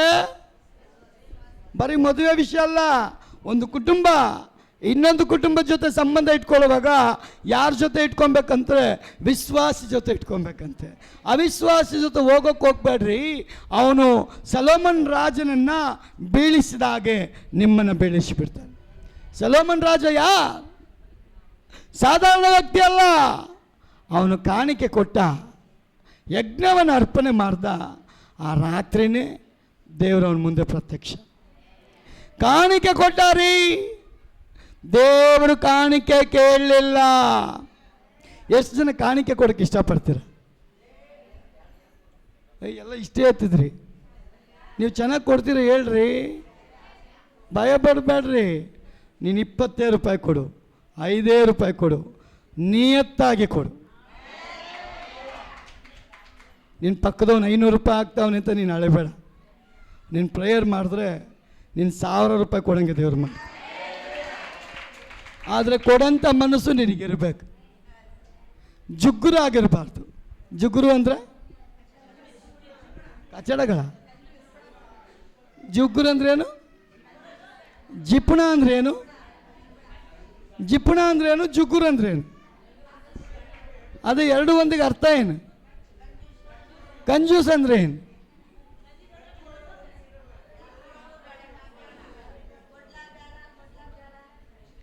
ಅನನ್ಯ ಸಫೇರ್ ಇದ್ದೀರಾ? ನಾನು ಮುಗಿಸ್ಲೇ, ಇನ್ನೊಂದು 2 ನಿಮಿಷ ಮಾತಾಡಲ. ಅನನ್ಯ ಸಫೇರ ಒಂದು ಹೊಲನ ಮಾರಿಬಿಟ್ರು. ಗಂಡ ಹೆಂಡತಿ ಮಾರಿದ ಮೇಲೆ ಒಂದು ತೀರ್ಮಾನ ಮಾಡಿ, ನಾವು ಸಭೆಗೆ 50,000 ಕೊಡೋಣ. 5 ಲಕ್ಷ ರೂಪಾಯಿಗೆ ವ್ಯಾಪಾರ ಆಗಿದೆ. 50,000 ನನ್ನ ದೇವರಿಗೆ ಕೊಡೋಣ ಅಂತ ತೀರ್ಮಾನ ಮಾಡಿ ಮನೇಲಿ ಒಪ್ಕೊಂಡು 50,000 ಕೈಯಲ್ಲಿ ಎತ್ಕೊಂಡು ಇನ್ನೇನು ಹೋಗುವಾಗ ಹೆಂಡತಿ ಹೇಳ್ತಾಳೆ, 50,000 ಬೇಡ, 40,000 ಕೊಡು. ಗಂಡ ಓಕೆ ಅಂತ. ಹೊಸ್ಲು ದಾಟಕ್ಕೆ ಮುಂಚೆ ತಿರುಗಿ ಹೆಂಡತಿ ಹೇಳ್ತಾಳೆ, 40 ಬೇಡ, ಒಂದು 30 ಕೊಡು. ಗಂಡ ಓಕೆ ಅಂತ. ದಾರಿಲಿ ಬರುವಾಗ ಹೆಂಡತಿ ಹೇಳ್ತಾಳೆ, 30 ಬೇಡ ರೀ ರಾಜೇಶ್ ಪಾಸ್ಟ್ರ್ ಕೊಡೋದು, ಒಂದು 25 ಕೊಡೋಣ. ತಿರ್ಗಾ ಮುಂದೆ ಹೋಗ್ತಾವ್ರೆ. ಆಗ ತಿರ್ಗಾ ಮಾತಾಡ್ತಾರೆ, 25 ಬೇಡ ರೀ, 20 ಕೊಡೋಣ. ದೇವರ ಆಲಯದ ಹತ್ರ ಬಂದುಬಿಟ್ರು. ತಿರ್ಗಾ ಒಂದು ಆಡ್ತಾರೆ, 20 ಬೇಡ ರೀ. ಅವನೇನು ಮಾಡ್ತಾನೆ ಅಷ್ಟು ದುಡ್ಡು ಎತ್ಕೊಂಡು, ನಾವಾದ್ರೆ ಏನಾದರೂ ಮಾಡ್ಬೋದು. ನಮ್ಮದು ತಾನೇ ಹೊಲ, ರಾಜೇಶ್ ಪಾರ್ಶ್ವದ ಹೊಲ, ನಮ್ಮಪ್ಪ ಕೊಟ್ಟಿದ್ದು ಹೊಲ, ಅದಕ್ಕೆ 10,000 ಕೊಡೋಣ. ಇನ್ನೂ ಒಳಗೆ ಬಂದುಬಿಟ್ಟು ಅವ್ರಂತಾರೆ, ಏನಕ್ಕೆ ರೀ 10? 5 ಕೊಡೋಣ್ರಿ. ಗಂಡ ಹೂ ಅಂದ್ಬಿಟ್ಟ. ಆರಾಧನೆಯಲ್ಲಿ ಬಂದು ಕೂತರು. ಪೇತ್ರನ ಕಣ್ಣಿಗೆ ದೆವ್ವ ಮಾತಾಡಿದ್ದೆಲ್ಲ ಕಾಣಿಸ್ಬಿಡ್ತು. ಎಷ್ಟು ಜನ ನಂಬ್ತೀರಾ? ನಾನು ಹೇಳಲ್ಲ, ಪೇತ್ರ ಹೇಳ್ತಾನೆ, ಅನನ್ಯ ಸಫೇರ, ನನಗೆ ನೀವು ಭಯ ಪಟ್ಟಿಲ್ಲ ಅಂದ್ರೂ ಪರವಾಗಿಲ್ಲ, ದೇವರಾತ್ಮನಿದ್ದಾನೆ ಅಂತ ಭಯ ಇಲ್ಲದವರಾಗಿ ಹೋಗ್ಬಿಟ್ರಲ್ಲ ನೀವು. ನೀವು ವಂಚನೆ ಮಾಡಿದ್ದು ಯಾರಿಗೆ? ನನಗಲ್ಲ, ದೇವರಿಗೆ. ದೇವರ ಮನೆಗೆ ಬಂದಾಗಲೂ ದೇವರು ನಿಮಗೆ ಅವಕಾಶ ಕೊಟ್ಟಿದ್ದ, ನೀವು ತಿದ್ಕೊಳ್ಳಲಿಲ್ಲ. ನೀವು ಕಂಜೂಸ್ತನ ಮಾಡಿಬಿಟ್ರಿ. ದೇವರು ನಿಮ್ಮ ಜಾಗವನ್ನು ಏರಳವಾಗಿ ಮಾಡಿದ. ದೇವರಿಗೆ ಕೊಡೋದ್ರಲ್ಲಿ ನೀವು ಸಣ್ಣ ಬುದ್ಧಿ ತೋರಿಸಿಬಿಟ್ರಲ್ಲ.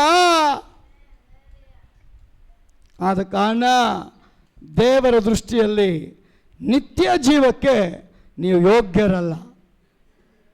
ನಿತ್ಯ ಜೀವನ ಎಷ್ಟು ಹಣ ಕೊಟ್ಟರು ತಗೊಳಕ್ಕಾಗಲ್ಲ. ದೇವರ ಜೀವವನ್ನು ಹಣಕ್ಕಿಟ್ಟಿಲ್ಲ, ವಿಶ್ವಾಸಿಯ ಗುಣಕ್ಕೆ ದೇವರಿಟ್ಟಿದ್ದಾನೆ. ಹಲ್ಲೇಲೂಯಾ. ಕಂಜೂಸ್ ಅಂದರೆ, ಜಿಪಣ ಅಂದರೆ ಇರೋ ದುಡ್ಡನ್ನು ಎಷ್ಟು ಕಡಿಮೆ ಆಗುತ್ತೋ ಸಾಧ್ಯ ಅಷ್ಟು ಕಡಿಮೆ ಮಾಡಿ ಕೊಡೋದೇ ಕಂಜೂಸ್ತನ. ಅವರು ಬರೀ ದೇವಾಲಯದಲ್ಲಿ ಮಾತ್ರ ಅಲ್ಲ, ಹೊರಗಡೆನೂ ಹಂಗಿರ್ತಾರೆ. ಆದರೆ ದೇವರು ನಮಗೆ, ನಾವು ಯಾರ ಮಕ್ಕಳು? ನಿಮ್ಮನ್ನ ನೋಯಿಸೋಕ್ಕೆ ದಯಮಾಡಿ ನಾನು ಹೇಳ್ತಾ ಇಲ್ಲ. ನಮ್ಮ ದೇವರು ಕೊಡೋ ದೇವರಾದಮೇಲೆ ಅವ್ರ ಮಕ್ಕಳು ನೀವು ಕೊಡೋರಾಗಿರ್ಬೇಕು. ಯಾರ ಬುದ್ಧಿ ನಿಮಗೆ ಬರಬೇಕು ಹೇಳ್ರಿ? ಯಾರ ಬುದ್ಧಿ ಬರಬೇಕು? ಸೌಂಡೇ ಕಡಿಮೆ ಆಗೋಯ್ತು. ಯಾರ್ದು ಬುದ್ಧಿ ಬರಬೇಕು? ಯಾವಾಗ ಬರಬೇಕು? ದೇವರ ಮಕ್ಕಳಾದಾಗ. ಹಲ್ಲೆಲೂಯಾ. ನೋಡ್ರಿ, ನಾವು ದೇವರಿಗೆ ಜೀವನೇ ಕೊಡ್ತೀವಿ ಅಂತೀವಿ, ಹಣ ಕೊಡಲ್ಲ ಅಂತೀವಿ. ಇದ್ದೀರಾ? ನೀವೇನು ಕೊಡ್ತೀರ ದೇವರಿಗೆ? ಜೀವನೇ ಕೊಡ್ತೀವಿ ಪಾಸ್ಟರ್. ನಿನ್ನ ಹತ್ರ 100 ರೂಪಾಯಿ ಕೊಡಮ್ಮ ಅಂದರೆ ಯಾಕೆ ಅಂತೀವಿ. ದೇವರ ಮನೆ ನಿನ್ನ ಮನೆಯಾಗಿ ಪರಿವರ್ತನೆ ಆಗ. ಪ್ರಿಯ ದೇವಜನರೇ, ಪೌಲ ಹೇಳ್ತಾನೆ, ನಾವು ರಾಜನ ಮಕ್ಕಳು, ನಾವು ರಾಜನ ಮಕ್ಕಳು. ನಮ್ಮ ದೇವರು ಇಡೀ ಪ್ರಪಂಚಕ್ಕೆ ಧಾರಾಳವಾಗಿ ಕೊಡುವಾಗ ನೀನು ಯಾವಾಗ ಕೊಡೋಕ್ಕೆ ಮುಂದೆ ಬರ್ತೀಯೋ ನಿನ್ನ ಮನೆಯ ದೇವರ ಆಶೀರ್ವಾದ ಮಾಡ್ತಾನೆ, ಈ ಕೈಗಳನ್ನ ದೇವರ ಆಶೀರ್ವಾದ ಮಾಡ್ತಾನೆ. ನಂದೊಂದು ಸೀಕ್ರೆಟ್ ಹೇಳ್ತೀನಿ, ನಾನು ದುಡ್ಡನ್ನ ಇಟ್ಕೊಳ್ಳೋಕ್ಕೆ ಅಲ್ಲಿ ಹೋಗಲ್ಲ. ಆ ಟೈಮಿಗೆ ಬಂದರೆ ದೇವ್ರ ಜ್ಞಾನ ಕೊಡ್ತಾನೆ ಯಾವುದಕ್ಕೆ ಉಪಯೋಗ ಮಾಡಬೇಕಂತ, ಅದಕ್ಕೆ ನಾವು ಮಾಡಬೇಕು. ನನಗೆ ಯಾವತ್ತೂ ದೇವ್ರು ಕಡಿಮೆ ಮಾಡಲೇ ಇಲ್ಲ, ನನ್ನ ಆಸನ ದೇವ್ರು ನಿಲ್ಲಿಸಲೇ ಇಲ್ಲ. ಆ ಟೈಮ್ಗೆ ಏನು ಬೇಕೋ ಅದನ್ನು ಒದಗಿಸ್ಕೊಂಡು ಬಂದಿದ್ದಾನೆ. ಅಷ್ಟಿಲ್ದಿರ ಅಬ್ರಾಮ್ ದೇವ್ರನ್ನ ನೋಡಿ ಯೆಹೋವ ಈರೆ ಅಂತ ಕರೆದಿಲ್ಲ. ಯೆಹೋವ ಈರೆ ಅಂದರೆ ಒದಗಿಸುವ ದೇವರು, ಒದಗಿಸುವ ದೇವರು. ಎಲ್ಲಿಯ ಹೋಗಿ ಹೇಳ್ತಾನೆ ವಿಧವೆಗೆ, ಏನಿದೆಯೋ ಮೊದಲು ದೇವರಿಗೆ ಕೊಡು. ನಿನ್ನ ದೇವ್ರು ದೃಷ್ಟಿಸ್ತಾ ಇದ್ದಾನೆ. ನಿನ್ನ ಮನೇಲಿ ಏನಿಲ್ವಾ, ಇರೋದನ್ನು ಕೊಡು. ನಾನಲ್ಲ, ನನ್ನ ದೇವ್ರು ನಿನ್ನನ್ನು ಆಶೀರ್ವದಿಸ್ತಾನೆ. ಈ ಆಶೀರ್ವಾದ ಸುಮ್ಮನೆ ಬರಲ್ಲ, ನೀನು ಯಾವಾಗ ಬಿತ್ತನೆ ಮಾಡ್ತೀಯೋ ಅದಕ್ಕೆ 10ರಷ್ಟು ದೇವ್ರು ಕೊಡ್ತಾನಂತೆ. ಹಲ್ಲೆಲೂಯಾ. ಜನಕ್ಕೆ ತುಂಬ ಕನ್ಫ್ಯೂಷನ್. ಕಾಣಿಕೆ ಬೇರೆ, ದಶಮ ಭಾಗ ಬೇರೆ, ಸ್ಪೆಷಲ್ ಆಫರಿಂಗ್ ಬೇರೆ. ಎಲ್ಲದರಲ್ಲೂ ನಾವು ಮುಂದಾಗಿರ್ಬೇಕಂತೆ. ಪ್ರಿಯ ದೇವಜನರೇ, ಎಷ್ಟೋ ಮನೆಯವರು ದಶಮ ಭಾಗನ ಹರಿತಾರೆ. ಹರಿಯೋದು ಅಂದರೆ, ಹರಿಯೋದಂದ್ರೆ ಏನು? ಹರಿಯೋದಂದ್ರೆ ಏನು? ಆ ಅಧಿಕಾರ ದೇವರು ವಿಶ್ವಾಸಕ್ಕೆ ಕೊಟ್ಟಿಲ್ಲ. ನಿಮಗೆ 10,000 ಸಂಬಳ, ಎಷ್ಟು ಕೊಡಬೇಕು ಆಲಯಕ್ಕೆ? ಆ 1,000 ಏನು ಮಾಡಬಾರ್ದು? ನೀವು ಏನು ಮಾಡಬಾರ್ದು? ನಮ್ಮ ಸಭೆಗೆ 500, ಇನ್ನೊಂದು ಸಭೆಗೆ 500. ನ್ಯಾಯನಾ? ನನಗೇನಿಲ್ಲ, ನನಗೇನು ಅನ್ಯಾಯ ಆಗಲ್ಲ. ನ್ಯಾಯ ಕೇಳೋ ದೇವ್ರು ನಿಮಗೆ ಲೆಕ್ಕ ಕೇಳ್ತಾನೆ. ನ್ಯಾಯ ಕೇಳೋ ದೇವ್ರು ನಿಮಗೆ ಲೆಕ್ಕ ಕೇಳ್ತಾನೆ. ನನ್ನ ಮನೆಗೆ ನೀವು ಯಾಕೆ ಕೊಡಲಿಲ್ಲ? ಕಾಣಿಕೆ ಅಂದ್ರೇನು? ಕಾಣಿಕೆ ಅಂದ್ರೇನು? ಇದು ನನ್ನ ಟಾಪಿಕ್ ಅಲ್ಲ, ಅದು ನನಗೆ ಗೊತ್ತಿಲ್ಲ, ದೇವರು ಮಾತಾಡ್ತಾ ಇದ್ದಾನೆ. ಕಾಣಿಕೆ ಅಂದ್ರೇನು? ದಶಮ ಭಾಗದಲ್ಲಿ ಎತ್ಕೊಂಡ್ಬಂದು ಕೊಡೋದಲ್ಲ. ನಿನ್ನ ಹತ್ರ ದುಡಿಮೆ ಬಂದು ಮಿಕ್ಕಿರುತ್ತಲ್ಲ ದುಡ್ಡು, ನಿನ್ನ ಹೃದಯ ಒಪ್ಪೋ ರೀತಿಯಲ್ಲಿ ಅದು ನಿನಗಿಷ್ಟ. 50 ಹಾಕ್ತೀಯಾ, 500 ಹಾಕ್ತೀಯಾ, 100 ಹಾಕ್ತೀಯಾ, 5 ರೂಪಾಯಿ ಹಾಕ್ತೀಯಾ, ನೀನು ಅಳಿಯೋ ಅಳತೆಯಿಂದಲೇ ದೇವರು ಅಳಿತಾನಂತೆ. ನಿನ್ನ ಮೇಲೆ ಹೋದಂಗೆಲ್ಲ ಅರ್ಧೋಗಿರೋ ಬಟ್ಟೆ ಹಾಕ್ಕೊಂತ್ಯಾ, ಒಳ್ಳೆ ಬಟ್ಟೆ ಹಾಕ್ಕೊಂತ್ಯಾ? ಏನಕ್ಕೆ? ಚೆನ್ನಾಗಿ ಕಾಣಬೇಕು. ನಿನ್ನ ಹತ್ರ ಏನಿರಬೇಕು? ದುಡ್ಡು ಬಂದರೆ ತಾನು ಒಳ್ಳೆ ತೊಗೊತೀರಾ, ದುಡ್ಡು ಇಲ್ದಿರ ಒಳ್ಳೆ ತೊಗೊತೀರಾ? ಹಂಗೆ ಕಲ್ಟನೇ ಮಾಡಬೇಕು. ಆಗ ದೇವ್ರು ನಿನ್ನನ್ನು ಇಂಪ್ರೂವ್ ಮಾಡುವಾಗ ನೀನೇನು ಮಾಡ್ತೀಯಾ? ಒಳ್ಳೊಳ್ಳೆ ಬಟ್ಟೆ ತಗೊಂಡು ನಿನ್ನ ಸ್ಟೇಟಸ್ನ ಚೇಂಜ್ ಮಾಡ್ತೀಯಾ. ಹಾಗಾದ್ರೆ ಇನ್ನೂ ಎಷ್ಟೋ ವಿಶ್ವಾಸಿ ಇವತ್ತಿಗೂ 5 ರೂಪಾಯಿ ಆಗ್ತಾ ಇದ್ದೀವಲ್ಲ, ಇವತ್ತಿಗೂ 10 ರೂಪಾಯಿ ಆಗ್ತಾ ಇದ್ದೀವಲ್ಲ. ಹಾಗಾದರೆ ಆತ್ಮಿಕ ಲೈಫಲ್ಲಿ ಯಾವಾಗ ನಿನ್ನ ಡೆವಲಪ್ಮೆಂಟ್? 50 ರೂಪಾಯಿಗೆ ಇವತ್ತೊಂದು ಪಾನಿಪುರಿ ಬರಲ್ಲ. ದೇವರ ಮನೆ ಡೆವಲಪ್ಮೆಂಟ್ ಆಗಬೇಕಾ?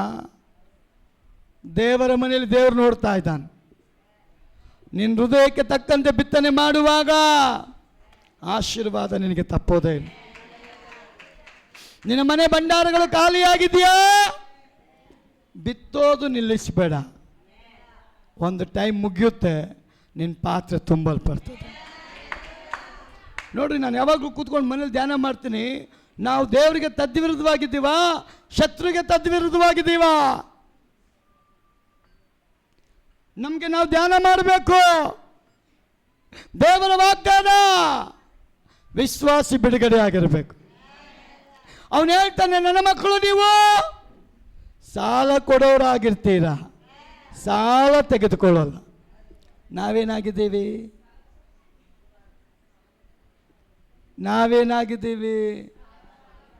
ಎಲ್ಲರ ಮನೆಗೂ ಸಾಲ ಆಯ್ತು. ಎಲ್ಲರಿಗೂ ಸಾಲ. ಏನಕ್ಕೆ ಸಾಲ? ದೇವ್ರ ಮನೆ ಕಟ್ಟಕ್ಕೆ ಸಾಲ ಮಾಡಿದ್ರಾ? ನಿಮ್ಮ ಮನೆಗೆ ಫ್ರಿಜ್ ತಗೊಳ್ಳೋಕ್ಕೆ, ವಾಷಿಂಗ್ ಮಿಷಿನ್ ತಗೊಳ್ಳೋಕ್ಕೆ, ಸೋಫಾ ತಗೊಳ್ಳೋಕ್ಕೆ, ಗಾಡಿ ತಗೊಳ್ಳೋಕ್ಕೆ, ಬಂಗಾರ ತಗೊಳ್ಳೋದಕ್ಕೆ, ನಿಮ್ಮ ವೈಯಕ್ತಿಕ ಆಸೆಗಳನ್ನ ತೀರಿಸ್ಕೊಳ್ಳೋಕ್ಕೆ ಸಾಲ ಮಾಡಿಬಿಟ್ಟು ಎಲ್ಲಿ ಬಂದು ಮೊರೆ ಇಡೋದು ನಾವು? ದೇವರೇ ಸಾಲ ತೀರ್ಸಪ್ಪ. ದೇವ್ರು ಹೇಳಿದ್ನ ನೀನು ಫ್ರಿಜ್ ತಗೋ ಅಂತ? ದೇವ್ರು ಹೇಳಿದ್ನ ಸೋಫಾ ತಗೋ ಅಂತ? ದೇವ್ರು ಹೇಳಿದ್ನ ಬಂಗಾರ ತಗೋ ಅಂತ? ನೀನು ನಂಬಿದ್ರೆ ಅವೆಲ್ಲ ನಿಮ್ಮ ಮನೆ ಹುಡುಕೊಂಬರುತ್ತೆ.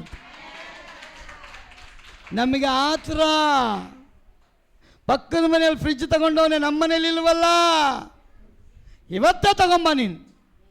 ನೋಡಿ, ಲೋಕ ಎಲ್ಲ ಬ್ಯಾಂಕವ್ರು ಇವತ್ತು ಮುಂದೆ ಬಂದುಬಿಟ್ಟಿದ್ದಾರೆ. ಏನಕ್ಕೆ? ಏನ್ರಿ, ಮುಗಿಸ್ತೀನಿ. ಇವತ್ತೆಲ್ಲರೂ ಮುಂದೆ ಬಂದುಬಿಟ್ಟವ್ರು. ಏನಕ್ಕೆ? ಸಾಲ ಬೇಕಾ ಸಿಸ್ಟರ್? ನಿಮ್ದು ಯಾವ ಡಾಕ್ಯುಮೆಂಟ್ಸ್ ಬೇಡ, ಬನ್ನಿರಿ ನಾವು ಸಾಲ ಕೊಡ್ತೀವಿ. ಎಷ್ಟು ಲಕ್ಷ ಬೇಕು ಸಾಲ? ಮನೆ ಕಟ್ಟಕ್ಕೆ ಬೇಕಾ? ಗಾಡಿ ತಗೊಳಕ್ಕೆ ಬೇಕಾ? ಏನಕ್ಕೆ ಬೇಕು? ಇವತ್ತು ನಿಮ್ಮ ಮನೆ ಮುಂದೆ ತಳ್ಳ ಗಾಡಿ ಅವನು ಬರ್ತಾನೆ, ಒಂದು 500 ರೂಪಾಯಿ ಪಾತ್ರೆನೂ ಸಾಲ ಕೊಡೋಯ್ತಾನೆ. ನೋಡಿದ್ರಾ? ಆಗ ವಾಗ್ದಾನ ಇದೆಯಾ ಅದು? ದೇವ್ರೇನು ಹೇಳ್ದ? ಸಾಲ ತಗೊಳ್ಳಿ ಅನ್ನ, ಸಾಲ ಕೊಡಿ ಅನ್ನ. ನಾವೇ ಅವ್ರ ಮುಂದೆ ಹೋಗಿದ್ದೀವಿ, ಸಾಲ ಕೊಡಪ್ಪ, ಸಾಲ ಕೊಡ. ಸಾಲ ಆ್ಯಕ್ಚುಲಿ ಶಾಪ. ಸಾಲ ಆಶೀರ್ವಾದ ಅಲ್ಲ, ಸಾಲ ಶಾಪ. ಮನುಷ್ಯನು ದೆವ್ವದತ್ರ ಪಾಪ ಮಾಡಿ ಸಾಲ ಮಾಡಿದ್ದಕ್ಕೆ ಯೇಸು ಇಳಿದು ಬರ್ತಾನೆ, ಬಂದು ಸಾಲ ತೀರಿಸೋಗಿದ್ದಾನೆ. ಅವನು ಹೇಳ್ತಾನೆ, ಹಣ ಒಂದೇ ಅಲ್ಲ, ಪಾಪ ಮಾಡ್ತಿರಲ್ಲ ಅದಕ್ಕೆ ನೀವು ಗುಲಾಮ. ಯಾವುದು ನಿಮ್ಮನ್ನು ಆಳ್ತಾ ಇದೆಯೋ ಅದಕ್ಕೆ ನೀವು ಗುಲಾಮರು. ಬೀಡಿ ಹೊಡಿತಾ ಇದೆಯಾ? ಬೀಡಿಗೆ ನೀನು ಗುಲಾಮ. ಎಣ್ಣೆ ಹೊಡಿತಾ ಇದೆಯಾ? ಎಣ್ಣೆಗೆ ನೀನು ಗುಲಾಮ. ಪಾಪ ಮಾಡ್ತಾ ಇದೆಯಾ? ಪಾಪಕ್ಕೆ ನಿನ್ನ ದಾಸ. ಪಾಪ ಕೊಡುವ ಸಂಬಳ ಮರಣ. ಇವತ್ತು ದೇವರ ಆರಾಧನೆ ಅಂತ ಗೊತ್ತಿದ್ದು ನಾವು ಕೆಲಸ ಹುಡಿಕೊಂಡು ಹೋಗ್ತೀವಲ್ಲ, ಅದು ಆಶೀರ್ವಾದನ? ನಾವು ಕೇಳಿದ್ರೆ ಏನಂತಾರೆ ಗೊತ್ತಾ ಜನ? ನಮ್ಮ ಸಾಲ ನೀವು ತೀರಿಸ್ತೀರಾ ಅಂತ. ನಮ್ಗೆ ಹಣ ನೀವು ಕೊಡ್ತೀರಾ? ಹಣ ಕೊಡೋ ದೇವ್ರನ್ನ ನಂಬು. 1,000 ಜಾಗದಲ್ಲಿ 2,000 ದೇವ್ರು ಕೊಡ್ತಾರೆ. ನಿನ್ನ ಥಾಟ್ಸ್ ಚೇಂಜ್ ಆಗಬೇಕು, ನಿನ್ನ ಯೋಚನೆ ಚೇಂಜ್ ಆಗಬೇಕು. ನಾನು ಬಡವ ಅನ್ಬಾರ್ದು, ನಾನು ಕ್ರಿಸ್ತನಲ್ಲಿ ಶ್ರೀಮಂತ. ನೀನು ಅರ್ಧೋಗಿರೋ ಬಟ್ಟೆ ಹಾಕ್ಕೊಂಡಿದ್ದಾಗಲೂ ನಂಬಿಗಸ್ತನಾಗಿರು, ಡಜನ್ ಗಟ್ಟಲೆ ಬಟ್ಟೆ ಬಂದು ಬಿಡ್ತದೆ. ಅಸಾಧ್ಯವಾದ ಕಾರ್ಯ ನನ್ನ ದೇವ್ರು ಮಾಡ್ತಾನ್ರಿ. 3 ದಿನ ಉಪವಾಸ ಬಿದ್ದಿರೋ 4ನೇ ದಿನ ಒಂದು ಕಾಗೆ ನಿಮ್ಮನ್ನು ಹುಡಿಕೊಂಡ್ಬರ್ತದೆ. ನನಗೆ ಒಂದು ಪಾಸ್ಟರ್ ಹಂಗೆ ಹೇಳಿದ್ರು, ನನ್ನ ದೇವ್ರ ಮೇಲೆ ನಂಬಿಕೆ ಇಟ್ಟಿದೆಯಾ? ದೇವ್ರಿಗೋಸ್ಕರ ರೋಡಿಗೆ ಬಾ, ನಿನಗೆ ದೇವ್ರ ಅರಮನೆ ಕರ್ಕೊಂಡು ಹೋಗ್ತಾನೆ ಅಂತ. ದೇವ್ರಿಗೋಸ್ಕರ ಎಲ್ಲ ಬಿಟ್ಟು ಬರುವಾಗ ನಮ್ಮೆಲ್ಲವನ್ನ ಮಾರ್ಪಡಿಸೋ ದೇವರು ಸದಾಕಾಲ ನಮ್ಮ ಜೊತೆ ಇರ್ತಾನೆ. ಅವನು ಹೇಳ್ತಾನ್ರಿ, ಕಡೆ ಮಾತು, ನಾನಿಡೀ ಸೃಷ್ಟಿಗೆಲ್ಲ ಒಡೆಯ, ನನಗೆ ತಲೆ ಇಡೋಷ್ಟು ಈ ಲೋಕದಲ್ಲಿ ಜಾಗ ಕೊಡಲಿಲ್ಲ. ಮನುಷ್ಯ ಕುಮಾರನಿಗೆ ಲೋಕದಲ್ಲಿ ತಲೆ ಇಡೋದಕ್ಕೆ ಸ್ಥಳ ಕೊಡಲಿಲ್ಲಂತೆ. ಹಾಗಾದರೆ ಪ್ರಿಯ ಸಹೋದರಿಯೇ, ಬಿಟ್ಟು ಹೋಗುವಂಥ ಈ ಲೋಕಕ್ಕೆ ಇಷ್ಟೆಲ್ಲ ಪ್ರಯಾಸ ಪಡ್ತಾ ಇದೆಯಲ್ಲ, ನಿತ್ಯ ರಾಜ್ಯಕ್ಕೋಸ್ಕರ ಈ ಲೋಕದಲ್ಲಿ ನಿನ್ನ ಪ್ರಯಾಸ ಏನು? ಬಿಟ್ಟು ಹೋಗುವ ಲೋಕಕ್ಕೆ ಇಷ್ಟೊಂದು ಮಹಿಮೆ ತೋರಿಸ್ತಾ ಇದೆಯಲ್ಲ, ನಿತ್ಯ ರಾಜ್ಯಕ್ಕೆ ಈ ಲೋಕದಲ್ಲಿ ನಿನ್ನ ಪ್ರಯತ್ನ ಏನು? ನಾನು ಕರಿಬಾರ್ದು, ವಾರ ವಾರ ವಾಲಂಟ್ರಿಯಾಗಿ ನೀವು ಬರಬೇಕು. ನಾನು ಬನ್ನಿ ಸಿಸ್ಟರ್ ಅಂತ ಕರಿಬಾರ್ದು. ಯೇಸುನ ಕಂಡ್ಕೊಂಡ್ಮೇಲೆ, ಆ ರೂಲ್ಸ್ ರೆಗ್ಯುಲೇಷನ್ ತಿಳ್ಕೊಂಡ್ಮೇಲೆ ಸಾಯೋ ದಿನದ ತನಕ ಅದನ್ನು ನಾನು ನೀವು ಫಾಲೋ ಮಾಡಬೇಕು. ಹಲ್ಲೇಲೂಯಾ. ಈ 18 ವರ್ಷ ದೆವ್ವ ಬಡಿತು ಬಿದ್ದಂಥವಳು ಅಬ್ರಾಮನ ಸಂತತಿಯವಳು. ಅವಳು ದೇವರ ಆಲಯಕ್ಕೆ ಯಾವ ಪರಿಸ್ಥಿತಿಯಲ್ಲಿ ಬಂದಿದ್ದಾಳೆ ಗೊತ್ತಾ? ಕೈಕಾಲೆಲ್ಲ ಚೆನ್ನಾಗಿದೆ, ನಮಗೆ ನಾವು ಬರೋಕ್ಕೆ ರೆಡಿ ಇಲ್ಲ. ಆದರೆ ಈಕೆ ನಡುಬೊಗ್ಗದವಳಾಗಿ, ತಲೆ ಎತ್ತಕ್ಕಾಗದೆ, ಸೊಂಟ ಎತ್ತಕ್ಕಾಗದೆ, ಬೆಂಡಾಗಿದ್ದು ದೇವರನ್ನ ಹುಡುಕಿ ಬಂದಿದ್ದಾಳೆ. ಆ ಹೃದಯವನ್ನು ಕಂಡಂತೆ ಯೇಸು ಹೇಳ್ತಾನೆ, ನೀನು ಮುಂದೆ ಬಾರಮ್ಮ, ನಿನ್ನ ರೋಗ ನಿನಗೆ ಬಿಡುಗಡೆ ಆಗಿದೆ, ನಿನ್ನ ರೋಗ ನಿನಗೆ ಬಿಡುಗಡೆ ಆಗಿದೆ. ಅಷ್ಟಕ್ಕೆ ಅವಳು ಸುಮ್ಮನೆ ಆಗಿಲ್ಲ. ಯೇಸು ಹೇಳುವಾಗಲೇ ಆ ಬಾಯಿ ಮಾತನ್ನು ಹೃದಯದಲ್ಲಿ ಸ್ವೀಕಾರ ಮಾಡಿಕೊಂಡಂತೆ. ಅವಳ ಕಿವಿಗಳು ಕೇಳಿಸ್ಕೊಳ್ತಾ ಇದೆ, ಅವಳ ಬಾಡಿ ಆಕ್ಷನ್ಗೆ ಬರ್ತಾ ಇದೆ. ಸತ್ತು ಹೋಗಿರೋದಕ್ಕೆ ಯೇಸು ಜೀವ ಕೊಡೋದಕ್ಕೆ ಸಾಧ್ಯ. ಯಾವುದೆಲ್ಲ ಸತ್ತೋಗಿದೆಯೋ ನನ್ನ ದೇವ್ರ ಜೀವ ಕೊಡ್ತಾನೆ. ಪ್ರಿಯ ಸಹೋದರಿ, ಈ ಸಭೆ ಮೇಲೆ, ಜನರ ಮೇಲೆ ದೇವರ ದೊಡ್ಡ ಉದ್ದೇಶ ಇದೆ. ದೇವರ ದೊಡ್ಡ ಉದ್ದೇಶ ಇದೆ. ನಾವು ಯಾವಾಗ ಒಂದಾಗಿರ್ತೇವೋ ಅಲ್ಲಿ ದೇವರ ಕಾರ್ಯ ಜರುಗುತ್ತೆ. Hallelujah, hallelujah. ನಾವೆಲ್ಲ ಆರಾಧನೆಗೆ ಯಾರಿಗೋಸ್ಕರ ಬರಬೇಕು? ಪಾಸ್ಟ್ರಿಗೋಸ್ಕರ ಬರಬಾರ್ದು. ಪಾಸ್ಟ್ ಇವತ್ತಿದ್ದು ನಾಳೆ ಸತ್ತೋಗ್ತೇನೆ ರೀ, ನನ್ನ ಯೇಸು ಸದಾಕಾಲ ಇರ್ತಾನೆ, ನನ್ನ ಯೇಸು ಸದಾಕಾಲ ಇರ್ತಾನೆ. ಇವತ್ತು ದೇವರ ಈ ಗ್ರಾಮಕ್ಕೋಸ್ಕರ ನೀವು ರಕ್ತ ಸುರಿಸಿದ್ದೀರಾ, ದೇವರ ಸಭೆಗಾಗಿ ಆ ಡೆಡಿಕೇಶನ್ ಮಾಡಿ ನಿಂತ್ಕೊಳ್ರಿ. ನಿಮ್ಮ ಒಬ್ಬೊಬ್ಬರ ಪ್ರಾರ್ಥನೆಗೆ ಫಲ ದೇವರು ಕೊಡ್ತಾನೆ. ನಿಮ್ಮ ಪ್ರಾರ್ಥನೆಯಿಂದ ಈ ಗ್ರಾಮದಲ್ಲಿ ದೇವರು ಕಾರ್ಯಗಳನ್ನ ಮಾಡ್ತಾನೆ. ನಿಮ್ಮ ಕಾನ್ಸಂಟ್ರೇಷನ್ ಯಾರ ಮೇಲೆ ಇರಲಿ? ದೇವರ ಮೇಲೆ. ಯಾರಾದರೂ ಬಂದು ಕಿವಿ ಊದಿದ್ರೆ, ಹೌದಾ ಸಿಸ್ಟರ್, ಹೌದಾ ಬ್ರದರ್, ಅಷ್ಟೇ ನಿಮ್ಮ ಉತ್ತರ ಇರಬೇಕು. ಯಾವಾಗ ಹೌದು ಅಂತಿರೋ ದೇವ್ರು ನಿಮ್ಗೆ ಆಲೋಚನೆ ಕೊಡ್ತಾನೆ, ನಿಮ್ಮನ್ನು ದೇವರು ಬಲಪಡಿಸ್ತಾನೆ, ದೇವ್ರು ನಿಮ್ಮನ್ನು ನಡೆಸ್ತಾನೆ. ಅದಕ್ಕೆ ದಾವೀದ ಹೇಳ್ತಾನೆ, ಕೀರ್ತನೆ 23ರಲ್ಲಿ ಕಡೆ ವಚನದಲ್ಲಿ, ಶುಭವು ಕೃಪೆಯು ನಿಮ್ಮನ್ನ ಹಿಂಬಾಲಿಸ್ತಾ ಇದೆ ಅಂತ. ಹಲ್ಲೆಲೂಯಾ. ಯಾವ್ದ್ಯಾವ್ದು ಹಿಂಬಾಲಿಸ್ತಾ ಇದೆ? ಯಾವ್ದ್ಯಾವುದು?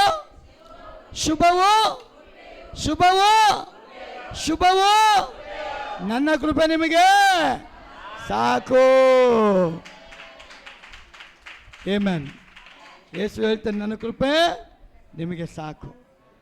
ಹಣ ಇದ್ದಾಗಲೂ ಇಲ್ಲದೇ ಇದ್ದಾಗಲೂ ನನ್ನ ಕೃಪೆ ನೀವು ಹೊಂದ್ಕೊಳ್ರಿ. ಹಲ್ಲೆಲೂಯಾ. ಇಲ್ಲಿ ನಾನು ನಿಜವಾಗ ಇನ್ನೊಂದು ಸರಿ ಹೇಳ್ತೀನಿ, ಇಲ್ಲಿ ಬೆಳಿಗ್ಗೆ ಪ್ರಾರ್ಥನೆ ನಡೀತಾ ಇರೋದು ನಿಜವಾಗ್ಲೂ ಸಂತೋಷ. ಅದ್ರ ಜೊತೆಗೆ ನೀವೇನು ಮಾಡಬೇಕು? ಒಂದೊಂದು ಮನೆಯವರು ಆತ್ಮಪರವಶರಾಗಿ ಇಲ್ಲಿ ಬಂದು ನೀಲ್ ಡೌನ್ ಮಾಡಬೇಕು, ಮೊಣಕಾಲು ಹಾಕಬೇಕು.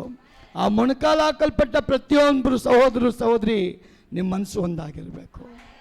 ಯಾವಾಗ ತಿಳಿ ನೀರಾಗಿ ನೀವು ಬರ್ತಿರೋ, ಆ ನೀರನ್ನ ದೇವರು ಜೀವ ಜಲವಾಗಿ ಆಶೀರ್ವಾದ ಮಾಡ್ತಾನೆ. ಈ ಕೆಸರನ್ನ ಎತ್ಕೊಂಡ್ಬಂದು ಸ್ವಲ್ಪ ಹೊತ್ತು ಒಂದು ಕಡೆ ಹಾಕಿಬಿಟ್ಬಿಡ್ರಿ. ಆ ಕೆಸರು ನೀರೇನಾಗುತ್ತೆ, ಸ್ವಲ್ಪ ಹೊತ್ತು ಆದಮೇಲೆ ತಿಳಿ ನೀರಾಗಿ ಮೇಲೆ ಬಂದುಬಿಡುತ್ತೆ.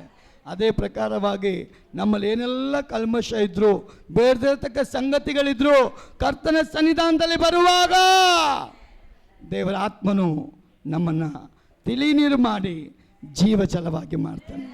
ಆ ಜೀವಜಲ ನಿಮ್ಮೊಬ್ಬೊಬ್ಬರಿಂದ ಅನ್ಯ ಜನಗಳಿಗೆ ಅದು ಹೋಗಬೇಕು. ಒಂದು ತೀರ್ಮಾನ ಮಾಡೋಣ, ದೇವರು ನಮ್ಮನ್ನು ಆಶೀರ್ವದಿಸ್ತಾನೆ. ನಾವೆಲ್ಲ ಎದ್ದು ನಿಂತ್ಕೊಳ್ಳೋಣ. ಹೌದು ದೇವರೇ, ನಮಗೆ ನಾವೇ ರಕ್ಷಣೆ ಮಾಡ್ಕೊಳ್ಳೋಕ್ಕಾಗಲ್ಲ, ನಮಗೆ ರಕ್ಷಣೆ ಮಾಡೋಕ್ಕೆ ನೀನು ಬೇಕು ದೇವರೇ. ನಮ್ಮನ್ನು ನೀನು ರಕ್ಷಿಸು. ನಮ್ಮ ಜೀವ ಇರೋ ದಿನದ ತನಕ ನಮ್ಮನ್ನು ನೀನು ರಕ್ಷಿಸು. ಒಳ್ಳೆ ದೇವರ ಬಳಿಗೆ ಬಂದಿದೆ. ಒಂದು ನಿಮಿಷ ನಮ್ಮ ಕಣ್ಣುಗಳನ್ನು ಮುಚ್ಚೋಣ. ಯಾರು ಮಾತಾಡೋದು ಬೇಡ. ಹೌದು ದೇವರೇ, 18 ವರ್ಷದ ರೋಗ ತೆಗೆಯಲ್ಪಟ್ಟ ಹಾಗೆ ನಮಗೆ ಎಷ್ಟು ವರ್ಷಗಳಿಂದ ಮಾನಸಿಕವಾದ ರೋಗಗಳು, ಬೇಡದೇ ಇರತಕ್ಕ ರೋಗಗಳು ನಮ್ಮಲ್ಲಿರೋದಾದರೆ ಈ ಆರಾಧನೆ ಮೂಲಕ ಅದು ನಮ್ಮನ್ನು ಬಿಟ್ಟು ಹೋಗಲಿ. ಅದು ನಮ್ಮನ್ನು ಬಿಟ್ಟು ಹೋಗಲಿ. ಅದ್ಭುತ ಮಾಡು ಸ್ವಾಮಿ. ನಿಮ್ಮ ಸೇವಕನಾದ ನಾನು ಈ ಸಭೆಯಲ್ಲಿ ಆರಾಧನೆಗೆ ಬಂದಂಥ ಚಿಕ್ಕ ಮಕ್ಕಳಿಂದ ದೊಡ್ಡವ್ರ ತನಕ ಎಲ್ಲರನ್ನ ಆಶೀರ್ವದಿಸ್ತೇನೆ. ಅವರ ಮನೆಗಳ ಮೇಲೆ ನಿನ್ನ ಅಭಿಷೇಕ ಇಳಿದು ಬಂದು ಅನೇಕರು ನಿನ್ನ ಅಭಿಷೇಕ ಹೊಂದಿದ್ದಾರೆ. ಈ ಸಭೆ ಮಕ್ಕಳಪ್ಪ, ದಿನದಿಂದ ದಿನಕ್ಕೆ ನಿನ್ನ ಆತ್ಮನ ಬಲದಿಂದ ಬೆಳೀಲಿ. ಗುರು ಹಿರಿಯರಿಗೆ, ಸಭೆಗೆ, ಸೇವೆಗೆ ತಮ್ಮನ್ನು ಸಮರ್ಪಣೆ ಮಾಡಲಿ. ಅಪ್ಪ, ನಮ್ಮ ಹತ್ರ ಏನೂ ಇಲ್ಲ, ಆದರೂ ನಮ್ಮನ್ನೇ ನಾವು ಸಮರ್ಪಣೆ ಮಾಡ್ತೇವೆ. ಪೌಲು ಹೇಳ್ತಾನೆ, ನಿಮ್ಮನ್ನೇ ನೀವು ಸರ್ವಾಂಗ ಬಲಿಯಾಗಿ ದೇವರಿಗೆ ಸಮರ್ಪಣೆ ಮಾಡಿ. ಅಪ್ಪ, ಇವರು ಕೊಡುವ ಸ್ತುತಿ ಆರಾಧನೆಗಳು, ಕೊಡುವಂಥ ಕಾಣಿಕೆಗಳು, ದಶಮ ಭಾಗಗಳು, ಸ್ಪೆಷಲ್ ಆಫರಿಂಗ್ಗಳು, ಇವರ ಭಂಡಾರಗಳನ್ನ ಆಶೀರ್ವಾದ ಮಾಡಿ, ಇವರ ಪ್ರಯಾಸಗಳನ್ನ ಆಶೀರ್ವಾದ ಮಾಡಿ, ಇವರ ವ್ಯಾಪಾರಗಳನ್ನ ಆಶೀರ್ವಾದ ಮಾಡಲಿ. ಅವರು ಹೋಗುವಾಗಲೇ ಆಶೀರ್ವಾದ ಉಂಟಾಗಲಿ. ಅದ್ಭುತ ಮಾಡಪ್ಪ. ನಿನ್ನ ಚಿತ್ತ ನೆರವೇರಲಿ. ಎಲ್ಲ ಮನೆಯಲ್ಲಿ ಸಮಾಧಾನ ಇರಲಿ. ಎಲ್ಲ ಜಗಳಗಳು ಸ್ಟಾಪ್ ಆಗಲಿ. ಈ ಗ್ರಾಮದಲ್ಲಿ ಜಗಳ ಸ್ಟಾಪ್ ಆಗಲಿ. ಆರಾಧನೆ ಎದ್ದೇಳಲಿ. ಎಲ್ಲ ಮನೆಯಲ್ಲಿ ಸ್ತೋತ್ರ ಬಲಿಗಳು ಎದ್ದೇಳಲಿ. ಈ ಸಭೆ ಯವನಸ್ಥರು ಬಲವಂದಲಿ ದೇವರೇ.